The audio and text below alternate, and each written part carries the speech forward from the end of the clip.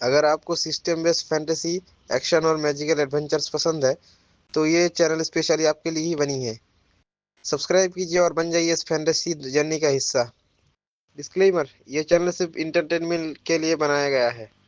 इसमें दिखाए गए सभी कैरेक्टर्स, इवेंट्स और कहानियाँ प्योरली फिक्शनल है।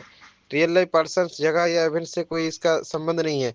हमारा मकसद सिर्फ आपको एक फैंटेसी एक्सपीरियंस और स्टोरी टेलिंग का मजा देना है।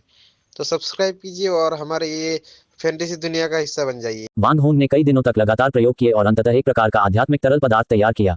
ये तरल पदार्थ बॉडी रिफाइनिंग पिल की सामग्रियों पर आधारित था और इसमें कंडेंसिंग क्यूई पिल की रासायनिक विधि का संयोजन किया गया था।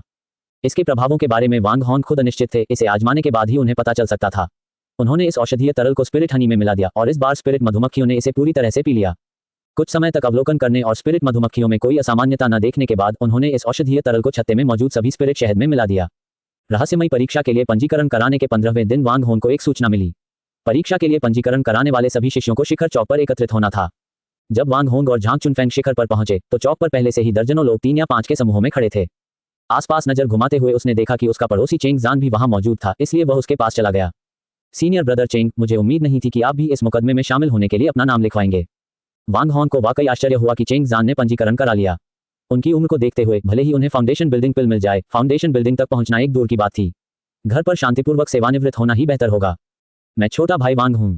मैं इन बूढ़े शरीरों को चैन से मरने नहीं दूंगा। अगर किसी तरह मैं जिंदा बच गया, भले ही मुझे नींव बनाने वाली गोली न मिले, तो संप्रदाय द्वारा दिए गए योगदान अंकों से मैं छोटों के लिए साधना के बहुत सारे संसाधन छोड़ जाऊंगा।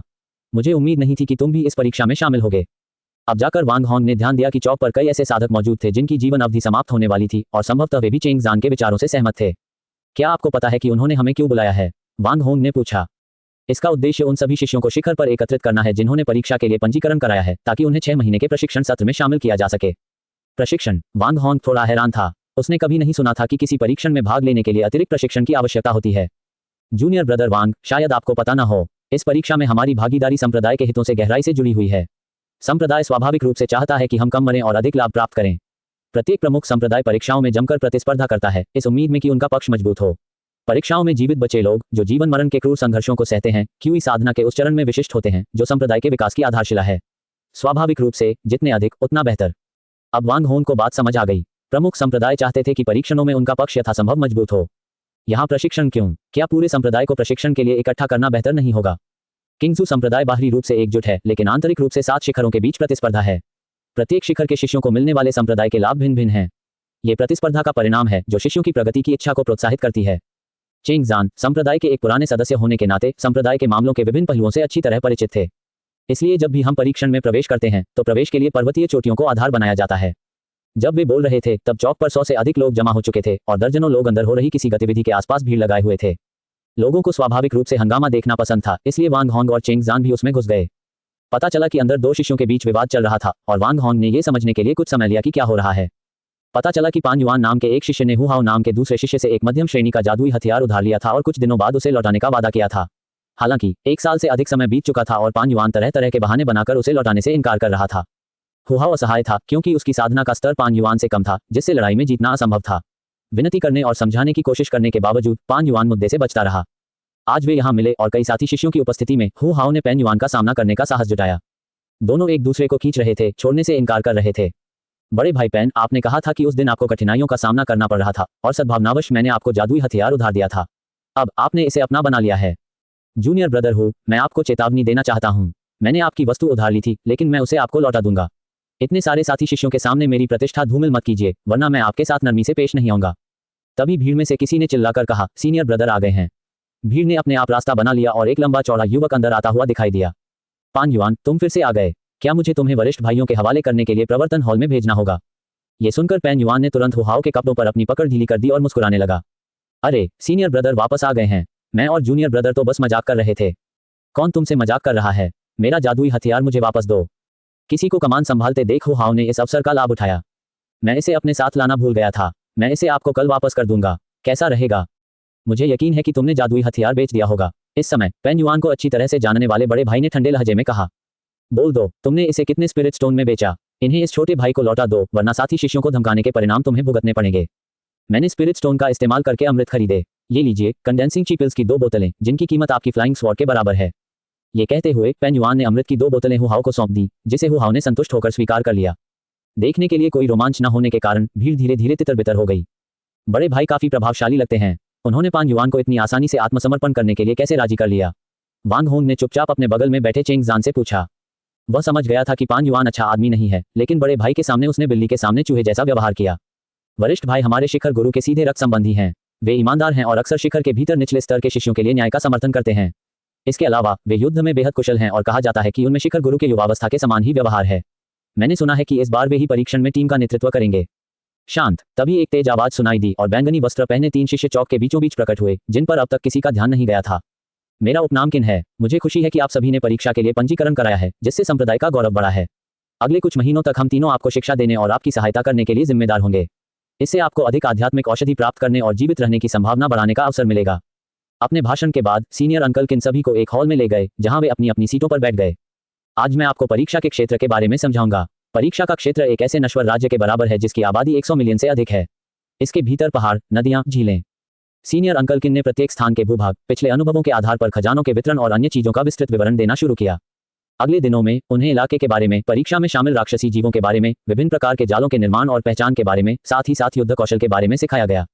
फाउंडेशन बिल्डिंग के किसान प्रतिदिन उन्हें व्यवहारिक प्रशिक्षण देते थे, जिससे उन्हें अमूल्य ज्ञान प्राप्त होता था और वे किसानों के विभिन्न कौशलों से परिचित होते थे। वांग होंग अपना दिन इसी तरह बिताता था। दिन में कुछ घंटे पढ़ाई करता, फिर अपने आंगन में लौटकर कुछ गोलियां बनाता और उसके बाद आत्माओं की देखभाल करता था। आप देख रहे हैं कल्टिवेशन मॉडल। अगर आपको हमारा कंटेंट पसंद आता है तो लाइक, शेयर और सब्सक्राइब जरूर करें। 3 महीने बाद वांग होंग द्वारा पाले गए स्पिरिट बीज के समूह की संख्या बढ़कर 20,000 हो गई थी।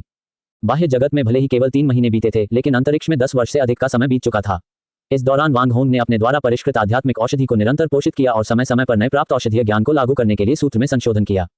वर्तमान में स्पिरिट मधुमक्खियों का रंग मूल हरे रंग से बदलकर शुद्ध काला हो गया था और उनकी शारीरिक शक्ति बढ़ गई थी।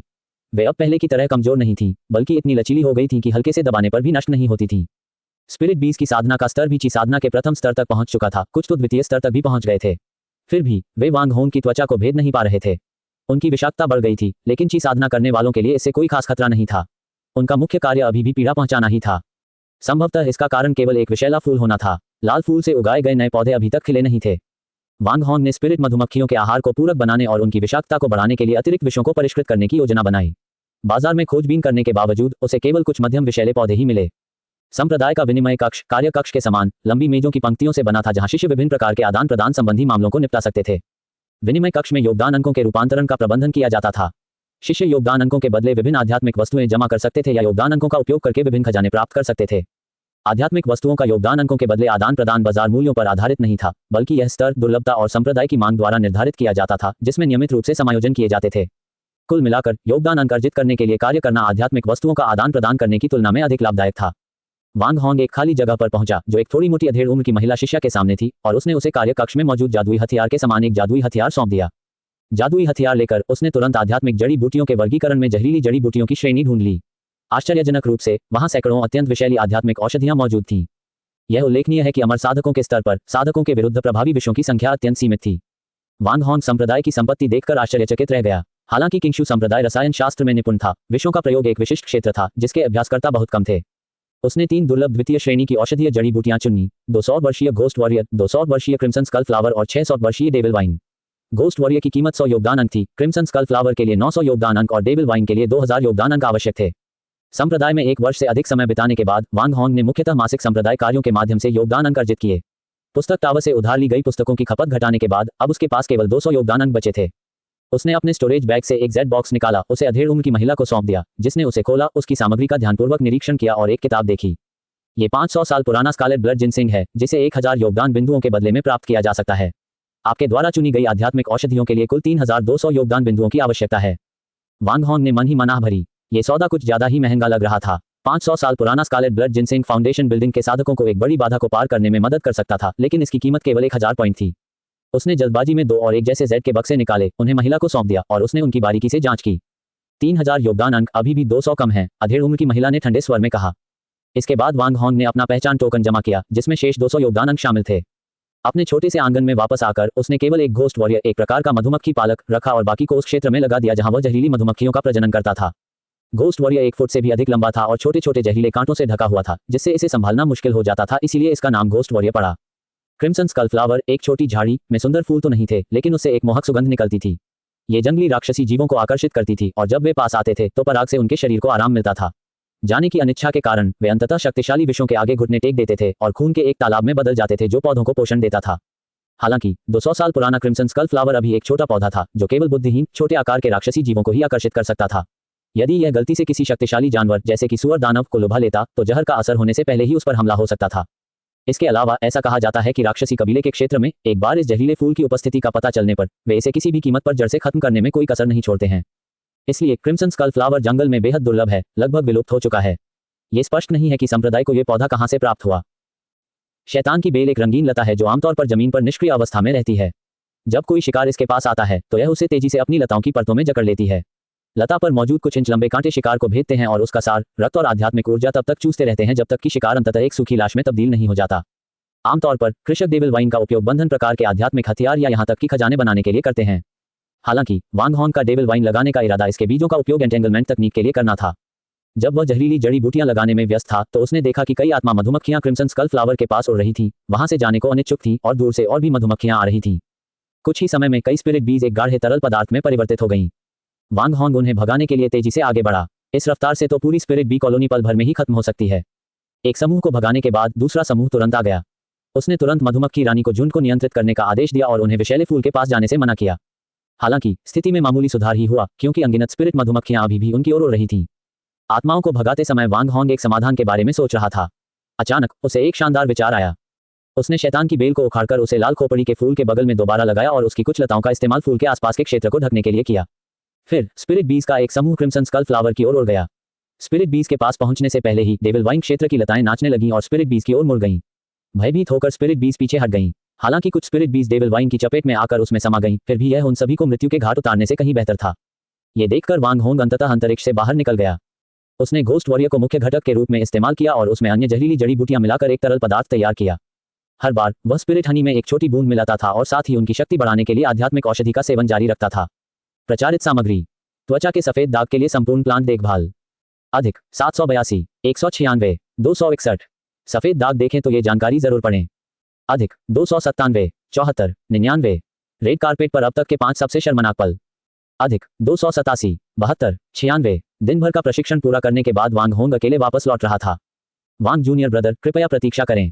वांग होंग ने पीछे मुड़कर देखा तो पेन युआन उसकी ओर आ रहा था। उसे आश्चर्य हुआ कि पेन युआन, जिससे उसका पहले कभी कोई संपर्क नहीं हुआ था, उससे क्यों मिलना चाह रहा था।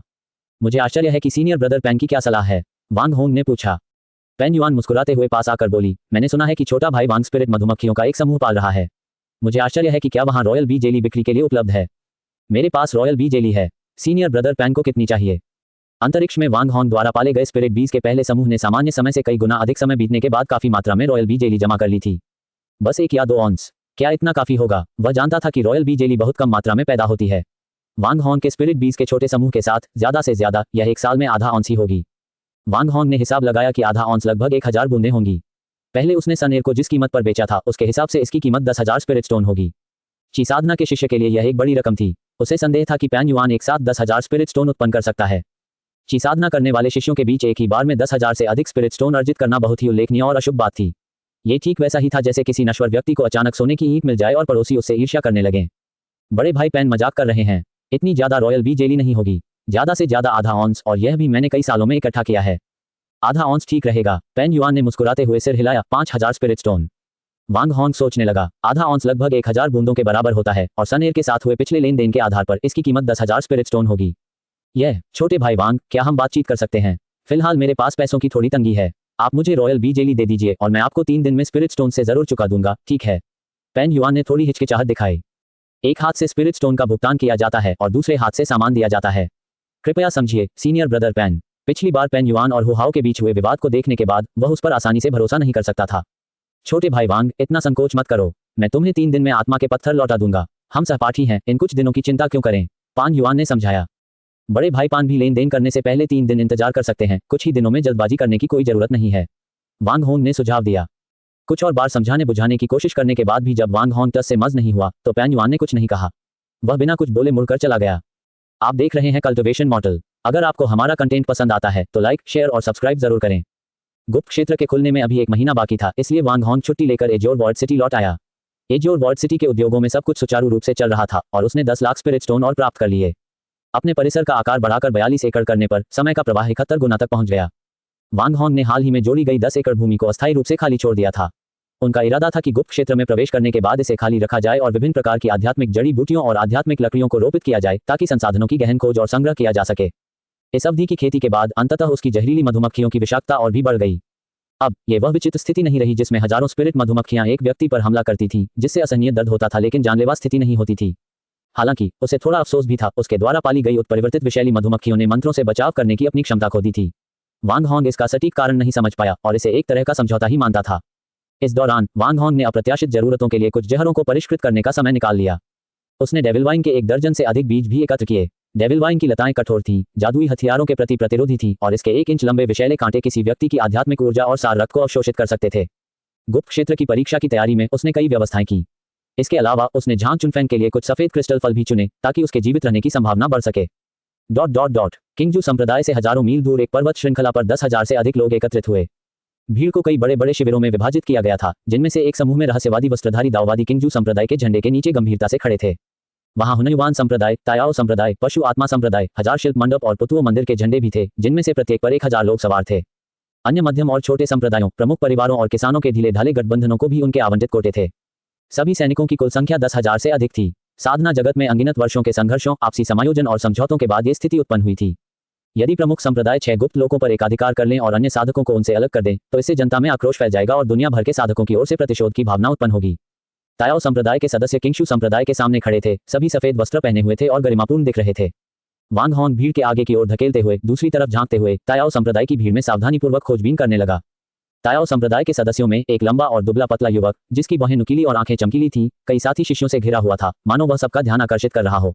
हालांकि इस समय उसकी निगाहें बार बार किंगजू संप्रदाय के शिविर की ओर जा रही थीं। इस समय वांग होंग थोड़ा असमंजस में था। वह वास्तव में वांग यी को देखना चाहता था, लेकिन साथ ही वह नहीं चाहता था कि वह भी और यहीं प्रकट हो। अचानक उसकी नजर ठहर गई और उसने देखा कि सामने एक युवक उनकी ओर देख रहा है। उनकी निगाहें मिलीं। वांग होंग की आंखों में उदासी छा गई और आंसू भर आए।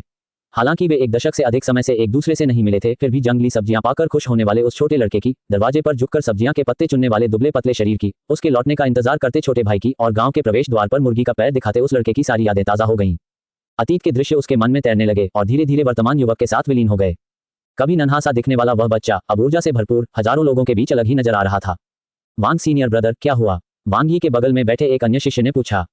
कुछ नहीं, आंखों में थोड़ी रेत चली गई थी। वांग यी ने अपना सिर उठाया और उसकी थोड़ी नम आंखें धीरे धीरे सामान्य हो गईं। इस समय वांग होंग को उत्साह और झुंझलाहट दोनों महसूस हो रही थी।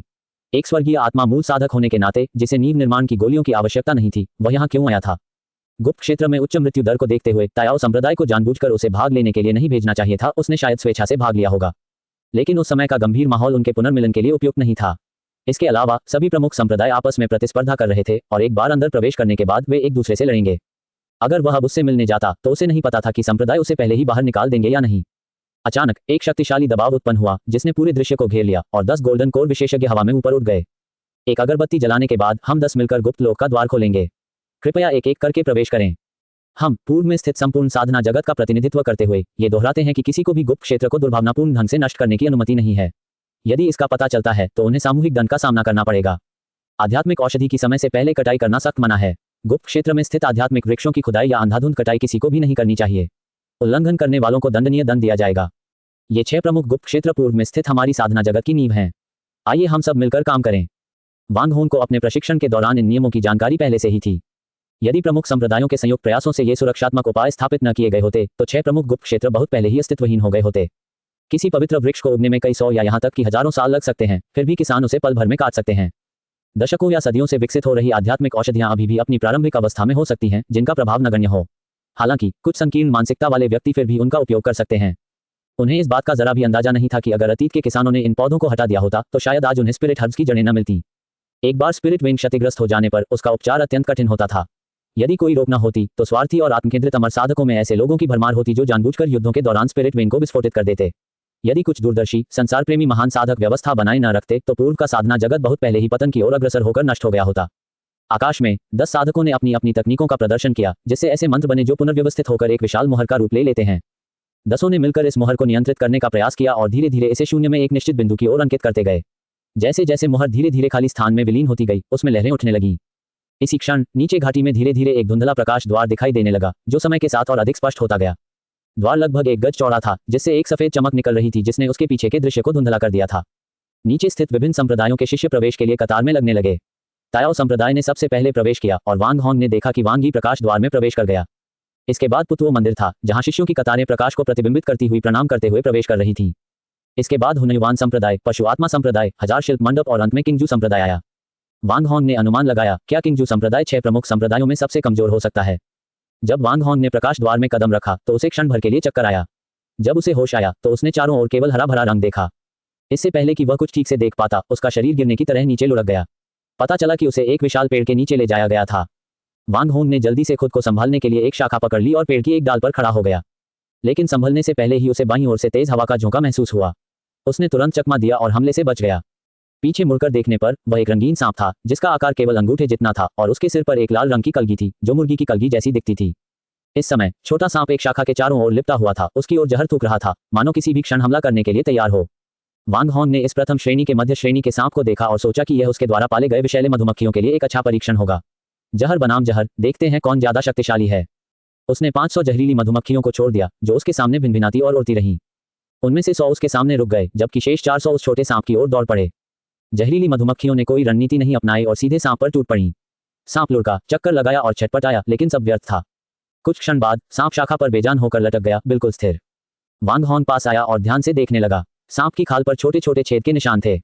शरीर को शुद्ध करने वाली आध्यात्मिक औषधि के नियमित सेवन से इन विषैली मधुमक्खियों के डंक मजबूत और अधिक तीखे हो गए थे। इसके अलावा डंक में मौजूद विष में कुछ संक्षारक गुण भी थे, जिससे कवच को भेदना आसान हो गया था। सांप को मारने के बाद वांग होंग ने आसपास के वातावरण का जायजा लेने के लिए कुछ क्षण लिए।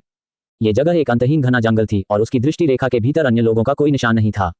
प्रकाश द्वार में प्रवेश करने पर सभी को गुप्त क्षेत्र में किसी भी स्थान पर बेतरतीब ढंग से पहुंचा दिया जाएगा।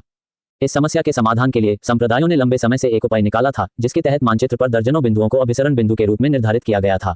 हर कोई मानचित्र के अनुसार निकटतम बिंदु का पता लगाकर अपने साथी संप्रदाय सदस्यों के साथ शीघ्रता से एकत्रित हो सकता था। हालांकि सूर्य, चंद्रमा, तारे या अन्य विशिष्ट स्थलों के बिना इस अंतरिक्ष में वह मुख्य दिशाओं को नहीं पहचान सका और उसे पता नहीं था कि किस दिशा में जाना है। फिलहाल वह केवल बेतरतीब ढंग से एक दिशा चुन सकता था और उसका इरादा पहले इस घने जंगल से बाहर निकलने का था। वांग होंग ने 500 आध्यात्मिक मधुमक्खियां छोड़ी, जिनमें से 3 हाल ही में हुए युद्ध में मारी गईं। उसने शेष मधुमक्खियों को वापस नहीं बुलाया, बल्कि उन्हें अपने चारों ओर मंडराने दिया, ताकि संभावित अनदेखे खतरों से बचाव हो सके। वांग होंग ने गिरे हुए पत्तों की घनी चादर पर धीरे धीरे चलते हुए अपनी आध्यात्मिक चेतना का विस्तार किया। कभी कभी छोटे कीड़े और सांप उसकी उपस्थिति से चौंक जाते थे। इस क्षेत्र के अधिकांश पेड़ वांग होंग के लिए अपरिचित थे। उनकी छतरी इतनी ऊंची थी कि आसमान को ढक लेती थी। उनके नीचे चलते हुए उसे आसमान का कोई निशान नहीं दिखाई दिया। अपनी यात्रा के दौरान उन्हें कुछ फलदार वृक्ष मिले, हालांकि इनमें से अधिकांश साधारण फल थे, जिनमें इस क्षेत्र में आध्यात्मिक ऊर्जा की सघनता के कारण थोड़ी सी आध्यात्मिक ऊर्जा समाहित थी। यदि इन्हें नश्वर जगत में रखा जाता तो ये फल निस्संदेह उच्च कोटि के होते और स्वास्थ्य एवं दीर्घायु को बढ़ावा देते। हालांकि किसानों की नजर में वे कुछ हद तक कम प्रभावशाली थे और खेती के स्तर में न्यूनतम सहायता प्रदान करते थे। लेकिन वांग होंग के लिए स्वाद ही निर्णय का एक महत्वपूर्ण मापदंड था। रास्ते में जब भी उसे लुभावने जंगली फल मिलते, वह पहले उनकी विषाक्तता की जांच करता, फिर उन्हें चखता। अगर स्वाद असाधारण रूप से अच्छा होता तो वह बिना किसी झिझक के उन्हें तोड़ लेता, साथ ही एक टहनी भी तोड़कर अपने स्पेस में लगा देता। उसके क्षेत्र में पहले से ही कई आध्यात्मिक फल मौजूद थे, लेकिन उसने अब तक केवल एक ही प्रकार का लाल जंगली फल एकत्र किया था। कुछ फल इतने लुभावने दिखते थे कि उन्हें देखकर ऐसा लगता था मानो वे स्वादिष्ट हों, और इसी वजह से वांग होंग ने अपने पिछले अनुभवों के बावजूद उन्हें चखने का फैसला किया। फिलहाल वांग होंग अपने मुंह का स्वाद साफ करने के लिए स्पिरिट वाइन की चुस्कियां लेते हुए टहल रहा था, क्योंकि उसने पहले जो जंगली फल चखा था वह काफी कड़वा था। अचानक वांग होंग की निगाहें ठहर गईं। उनके सामने हरे रंग के पैटर्न वाले लिंगजी मशरूम का एक झुंड उगाया था, जो एक द्वितीय श्रेणी की आध्यात्मिक औषधि है। इन लिंगजी मशरूमों की संख्या 50 से अधिक थी, लेकिन इनमें से केवल 3 ही द्वितीय श्रेणी के औषधीय मानक को पूरा कर पाईं। हरे रंग के पैटर्न वाले लिंगजी मशरूमों को द्वितीय श्रेणी तक पहुंचने में कम से कम 200 वर्ष लगते हैं। वांग होंग ने सावधानीपूर्वक इन तीनों मशरूमों को उनकी जड़ों सहित खोदकर निकाला और उन्हें अपने स्पेस में रोक दिया। वह चुपके से इन अपरिपक्व आध्यात्मिक औषधियों को बिना किसी को पता चले अपने स्थान पर ले जा सकता था। हालांकि उसने इसे अनावश्यक समझा, क्योंकि उसके स्थान पर रोपित होने के बाद कई आध्यात्मिक औषधियां शीघ्र ही असंख्य पौधे उत्पन्न कर देंगी। इन कार्यों को पूरा करने के बाद वांग होंग ने लापरवाही से मुट्ठी भर आध्यात्मिक औषधि के बीज उठाए और उन्हें जंगल में बिखेर दिया। उसके अंतरिक्ष में आध्यात्मिक औषधि के बीज प्रचुर मात्रा में थे, जो न तो मूल्यवान थे और न ही उनका प्रबंधन करना चुनौतीपूर्ण था। वे जीवित रहेंगे या नहीं, ये भाग्य पर निर्भर था। यह आदत सांसारिक दुनिया में जड़ी बूटी विशेषज्ञों की प्रथाओं से मिलती जुलती थी, जो बहुमूल्य औषधीय जड़ी बूटियां इकट्ठा करते थे और उनके बीजों को पहाड़ों में बिखेर देते थे। इस रहस्यमय जंगल में अभियान शुरू करने के लगभग 1 दिन बाद आखिरकार उन्हें पहली आध्यात्मिक औषधि मिल गई। इस घने जंगल में आध्यात्मिक चिकित्सा के संसाधन प्रचुर मात्रा में होने चाहिए थे। हालांकि यात्रा के दौरान उनकी सीमित दृष्टि के कारण वे केवल कुछ दर्जन गज के दायरे में ही इसका उपयोग कर पाए। वांग होंग को अचानक एक विचार आया, हालांकि उसे यकीन नहीं था कि यह काम करेगा या नहीं। उसने हाथ हिलाते हुए 2000 जहरीली मधुमक्खियों को छोड़ा और मधुमक्खी रानी के माध्यम से उन्हें आदेश दिया कि वे फैल जाएं और आध्यात्मिक ऊर्जा से युक्त किसी भी चीज की तलाश करें। हालांकि इन जहरीली मधुमक्खियों की ताकत बढ़ गई थी, लेकिन उनकी बुद्धि नहीं बढ़ी थी। यह अनिश्चित था कि वे उसके इरादे को समझ पाएंगी या नहीं। मधुमक्खियों को छोड़ने के बाद वांग होंग आगे बढ़ गया। कुछ देर बाद एक जहरीली मधुमक्खी उसके पास वापस उड़कर आई। फिर वह उसके सामने चक्कर लगाने लगी और गोल गोल घूमने लगी। ऐसा लगता था कि यही उनका अपनी भावनाओं को व्यक्त करने का तरीका था। समस्या ये थी कि वांग होंग इसे समझ नहीं पा रहा था। उसने कभी मधुमक्खियों की भाषा नहीं सीखी थी। सामान्यतः वह अपनी आध्यात्मिक चेतना के माध्यम से सीधे मधुमक्खी रानी से संवाद करता था। उन्होंने इसके बारे में एक किताब में संक्षेप में ही पढ़ा था, जिसमें इस तरह के वृत्त बनाने से दिशा, दूरी और अमृत के स्रोत के बारे में जानकारी मिल सकती थी। और कुछ न कर पाने के कारण वह केवल मधुमक्खी को आगे चलने का निर्देश दे सका और खुद उसके पीछे पीछे चलने लगा। कुछ देर चलने के बाद उसने एक मधुमक्खी को एक विशेष क्षेत्र में चक्कर लगाते देखा। ध्यान से देखने पर उसे उसमें बहुमूल्य लौह अयस्क का एक टुकड़ा मिला। हालांकि यह निम्न श्रेणी का अयस्क था, फिर भी इस खोज ने उसे उत्साहित कर दिया। इससे यह साबित हो गया कि जहरीली मधुमक्खियां वास्तव में आध्यात्मिक वस्तुओं को खोजने में उसकी मदद कर सकती हैं, जिससे उन्हें खोजने की उसकी संभावना काफी बढ़ जाती है। विशेषकर इस घने जंगल में जहां दृष्टि बाधित थी और ची साधना करने वाले साधकों की आध्यात्मिक जागरूकता सीमित थी, वहां मैनुअल खोज से निस्संदेह कई चीजें छूट जाती। इसके बाद कुछ कुछ अंतरालों पर जहरीली मधुमक्खियां उसके पास उड़कर आती, वृत्त बनाती और इस प्रकार उसकी फसल में काफी वृद्धि करती। निस्संदेह विषैली मधुमक्खियों की बुद्धिमत्ता ने ही उनके निष्कर्षों की गुणवत्ता निर्धारित की। एक बार एक जहरीली मधुमक्खी का पीछा करते हुए वांग होंग एक स्थान पर पहुंचा और उसने वहां एक गहरे रंग का ढेर देखा, जिससे दुर्गंध आ रही थी। पता चला कि वह लगभग 2 दिन पुराना मल का ढेर था, जिससे आध्यात्मिक ऊर्जा निकल रही थी। ये संभवतः किसी राक्षसी प्राणी द्वारा गलती से खराब पाचन और अवशोषण क्षमता वाली आध्यात्मिक औषधि को निगलने का परिणाम था, जिसके कारण अंततः वह औषधि शरीर से बाहर निकल गई। उसने इस बात को नजरअंदाज करते हुए जहरीली मधुमक्खी को लेकर वहां से चला गया। कुछ देर बाद एक और विषैली मधुमक्खी उसे वापस उसी जगह ले आई जहां राक्षसी जानवरों के मल का ढेर था। इस समय वांग होंग टूटकर बिखरने के कगार पर था। अन्य जहरीली मधुमक्खियों को यहां आने से रोकने के लिए उसे एक गड्ढा खोदकर गंदगी को उसमें दबाना पड़ा। फसल काटने से उसे खुशी मिली और लगातार होने वाले लाभों ने उसे कुछ अप्रिय क्षणों को भुलाने में मदद की, जिससे उसके मानसिक घाव भर गए। फसल कटाई की खुशी में डूबे वांग होंग को समय का पता ही नहीं चला और देखते ही देखते रात हो गई। अंधेरा छाने से पहले उसे एक विशाल पेड़ का खोखला हिस्सा मिला, जिसमें एक दूसरे दर्जे का मध्यम श्रेणी का दानव भालू रहता था। वांग होंग ने उसे बुरी तरह पीटा, खोखले हिस्से से बाहर निकाल दिया और उस जगह पर अपना अधिकार जमा लिया। खोखले स्थान की थोड़ी बहुत सफाई करने के बाद उसने बाहर पहरा देने के लिए जहरीली मधुमक्खियां छोड़ दी। फिर उसने कुछ उबले हुए स्पिरिट राइस निकाले, उन्हें मांस के शोरबे के साथ खाया और सो गया। मान से निकाले जाने के बाद वह दानव भालू आसपास ही मंडराता रहा और जाने से इनकार करता रहा। कभी कभी वह दहाड़ता था और वांग होंग के लिए एक अस्थायी गश्ती दल का काम करता था। गुप्त क्षेत्र में प्रवेश करने के पहले दिन वांग होंग ने शांतिपूर्वक समय बिताया। वहीं अन्य क्षेत्रों में कुछ साधक अभी भी युद्धों में लगे हुए थे और कुछ दुर्भाग्यशाली साधक गुप्त क्षेत्र में प्रवेश करने के पहले ही दिन मारे गए। दूसरे दिन वांग होंग ने अपनी यात्रा जारी रखी। विषैली मधुमक्खियों की मदद से उसने दूसरे स्तर की आध्यात्मिक औषधि स्पिरिट बटरफ्लाई फ्लावर की कटाई की, जो फाउंडेशन बिल्डिंग पिल्स बनाने के लिए मुख्य सामग्रियों में से एक है। स्पिरिट बटरफ्लाई फूल की पंखुड़ियां स्पिरिट बटरफ्लाई के पंखों जैसी दिखती थीं। इस पौधे को फूल आने में 200 साल लगे। ये 300 साल तक खिलता रहा और लगभग 500 साल बाद तेजी से मुरझा गया। फाउंडेशन बिल्डिंग पिल्स बनाने के लिए कम से कम 400 वर्षों के स्पिरिट बटरफ्लाई फ्लावर की पंखुड़ियों की आवश्यकता थी। 2 दिन बाद उन्होंने संक्षेप में बताया कि उनकी यात्रा के दौरान जहरीली मधुमक्खी की गतिविधि का दायरा उनसे लगभग 1 मील के दायरे में था, जबकि जंगली स्पिरिट मधुमक्खियां दर्जनों मील दूर के क्षेत्रों से शहद इकट्ठा कर सकती थीं। शायद वांग होंग की निरंतर गतिविधि ने इन जहरीली मधुमक्खियों को बहुत दूर जाने से रोक दिया। इस बारे में सोचते हुए उसने अभी इस जंगल से निकलने की जल्दी न करने का फैसला किया। यहाँ का विशाल और दुर्गम भूभाग इस बात की संभावना को कम कर देता था कि पूर्वजों ने इस घने जंगल का पूरी तरह से अन्वेषण किया होगा। इस लाभ को देखते हुए और यह ध्यान में रखते हुए कि उनका प्राथमिक लक्ष्य आध्यात्मिक औषधि खोजना था, वे व्यापक रूप से खोजबीन कर सकते थे। उसने एक अस्थायी जगह ढूंढी, सभी जहरीली मधुमक्खियों को छोड़ दिया और एक बड़े पेड़ पर एक अस्थायी घोंसला बना लिया। जहां तक स्वयं की बात है, उसने एक विशाल वृक्ष का पता लगाया और एक उड़ने वाली तलवार की सहायता से उसके तने के मध्य में एक खोखला भाग खोद डाला। जब सभी जहरीली मधुमक्खियां आध्यात्मिक वस्तुओं की खोज में निकल गईं, तो वांग होंग व्यस्त हो गया और अथक रूप से विभिन्न दिशाओं में मधुमक्खियों का पीछा करने लगा। उसे इस बात का कोई अंदाजा नहीं था कि मधुमक्खियां दिशाओं को कैसे पहचानती हैं, लेकिन अगर वांग होंग बहुत दूर चला गया तो उसे वापस घर लाने के लिए मधुमक्खियों पर ही निर्भर रहना पड़ेगा। गुप्त क्षेत्र में प्रवेश के तीसरे दिन अचानक कई विषैली मधुमक्खियां उसे एक ही दिशा में ले गईं। अचंभित होकर वांग होंग ने इन मधुमक्खियों का 10 मील से अधिक दूरी तक पीछा किया। उसके सामने एक असाधारण रूप से विशाल वृक्ष प्रकट हुआ, जिसकी पत्तियां घनी हरी थीं और शाखाओं से हरे और पीले रंग के फलों की लड़ियां लटक रही थीं। उनसे भरपूर आध्यात्मिक ऊर्जा और एक अनोखी सुगंध निकल रही थी, जो बेहद मोहक थी। इसके अतिरिक्त पेड़ से विभिन्न आकारों के कई कोकून लटके हुए थे, जिनकी लंबाई 1 गज से लेकर कुछ इंच तक थी। इस पेड़ में कुछ विचित्रता महसूस करते हुए वांग होंग तुरंत पास जाने में हिचकिचाया। उसने देखा कि कई राक्षसी जीव उस विशाल पेड़ के चारों ओर मंडरा रहे थे, न तो पास जाने की हिम्मत कर रहे थे और न ही वहां से हटने को तैयार थे। पास ही एक शाखा पर बैठे ध्यानमग्न होकर आगे घूरते हुए एक बंदर को देखकर वांग होंग ने चुपके से एक जहरीली मधुमक्खी का इस्तेमाल करते हुए उसके पास जाकर उसकी पीठ पर डंक मार दिया। दर्द से चीखते हुए बंदर आगे की ओर उछल पड़ा। जब उसे इस बात का एहसास हुआ, तब तक वह पेड़ की शाखाओं की सीमा में प्रवेश कर चुका था और वे सभी शाखाएं बंदर की ओर मुड़ गईं। सौभाग्यवश बंदर केवल बाहरी क्षेत्र में ही प्रवेश कर पाया और कुछ ही क्षणों में शाखाओं की खतरनाक सीमा से बच निकला। पीछे मुड़कर देखते हुए और जाहिर तौर पर खराब मूड में बंदर चला गया, शायद घर जाकर आराम करने के लिए। आप देख रहे हैं कल्टिवेशन मॉडल। अगर आपको हमारा कंटेंट पसंद आता है तो लाइक, शेयर और सब्सक्राइब जरूर करें। हाल ही में हुई एक जांच के बाद वांग हॉन्ग ने अनुमान लगाया कि यह पेड़ संभवतः राक्षसी जीवों को फंसाकर जीवित रहता था और इसकी शाखाओं से लटके हुए कोकून संभवतः पकड़े गए राक्षसी जीव ही थे। जहां तक राक्षसी जीवों को आकर्षित करने वाले चारे की बात है तो ये बहुत संभव है कि पेड़ से लटकती फलों की फलियों की माला थी, जिनमें से प्रत्येक की लंबाई लगभग एक बांह के बराबर थी। ये फल की फलियां राक्षसी जीवों के लिए अत्यधिक लाभकारी प्रतीत होती थीं, जिसके कारण वे यहीं ठहरे रहते थे और यहां से जाने को तैयार नहीं होते थे। तभी पेड़ पर लगी फलों की फलियों की एक कतार फट गई, जिससे 5 सुनहरे बीज निकले और अलग अलग दिशाओं में बिखर गए। उनके चारों ओर मौजूद राक्षसी जानवर, जो खतरे से बेखौफ प्रतीत होते थे, बीजों की ओर झपटे। पोजीशन बदलने की तकनीक का उपयोग करते हुए वांग हॉन्ग तेजी से एक बीज के बगल में प्रकट हुआ और एक ही झटके में उसे उठा लिया। अपनी परिष्कृत आध्यात्मिक ऊर्जा के कारण वह अब स्थिति परिवर्तन तकनीक का उपयोग करके एक ही चाल में 4 गज तक की दूरी तय कर सकता था। उसी दिशा में तेजी से दौड़ रहे अन्य राक्षसी जानवर यह महसूस करते हुए कि बीज छीन लिया गया है, मुड़कर बिना किसी झिझक के भाग गए।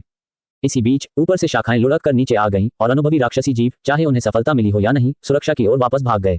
वर्षों बीतने के साथ जिन्होंने ऐसा नहीं किया वे संभवतः मारे गए।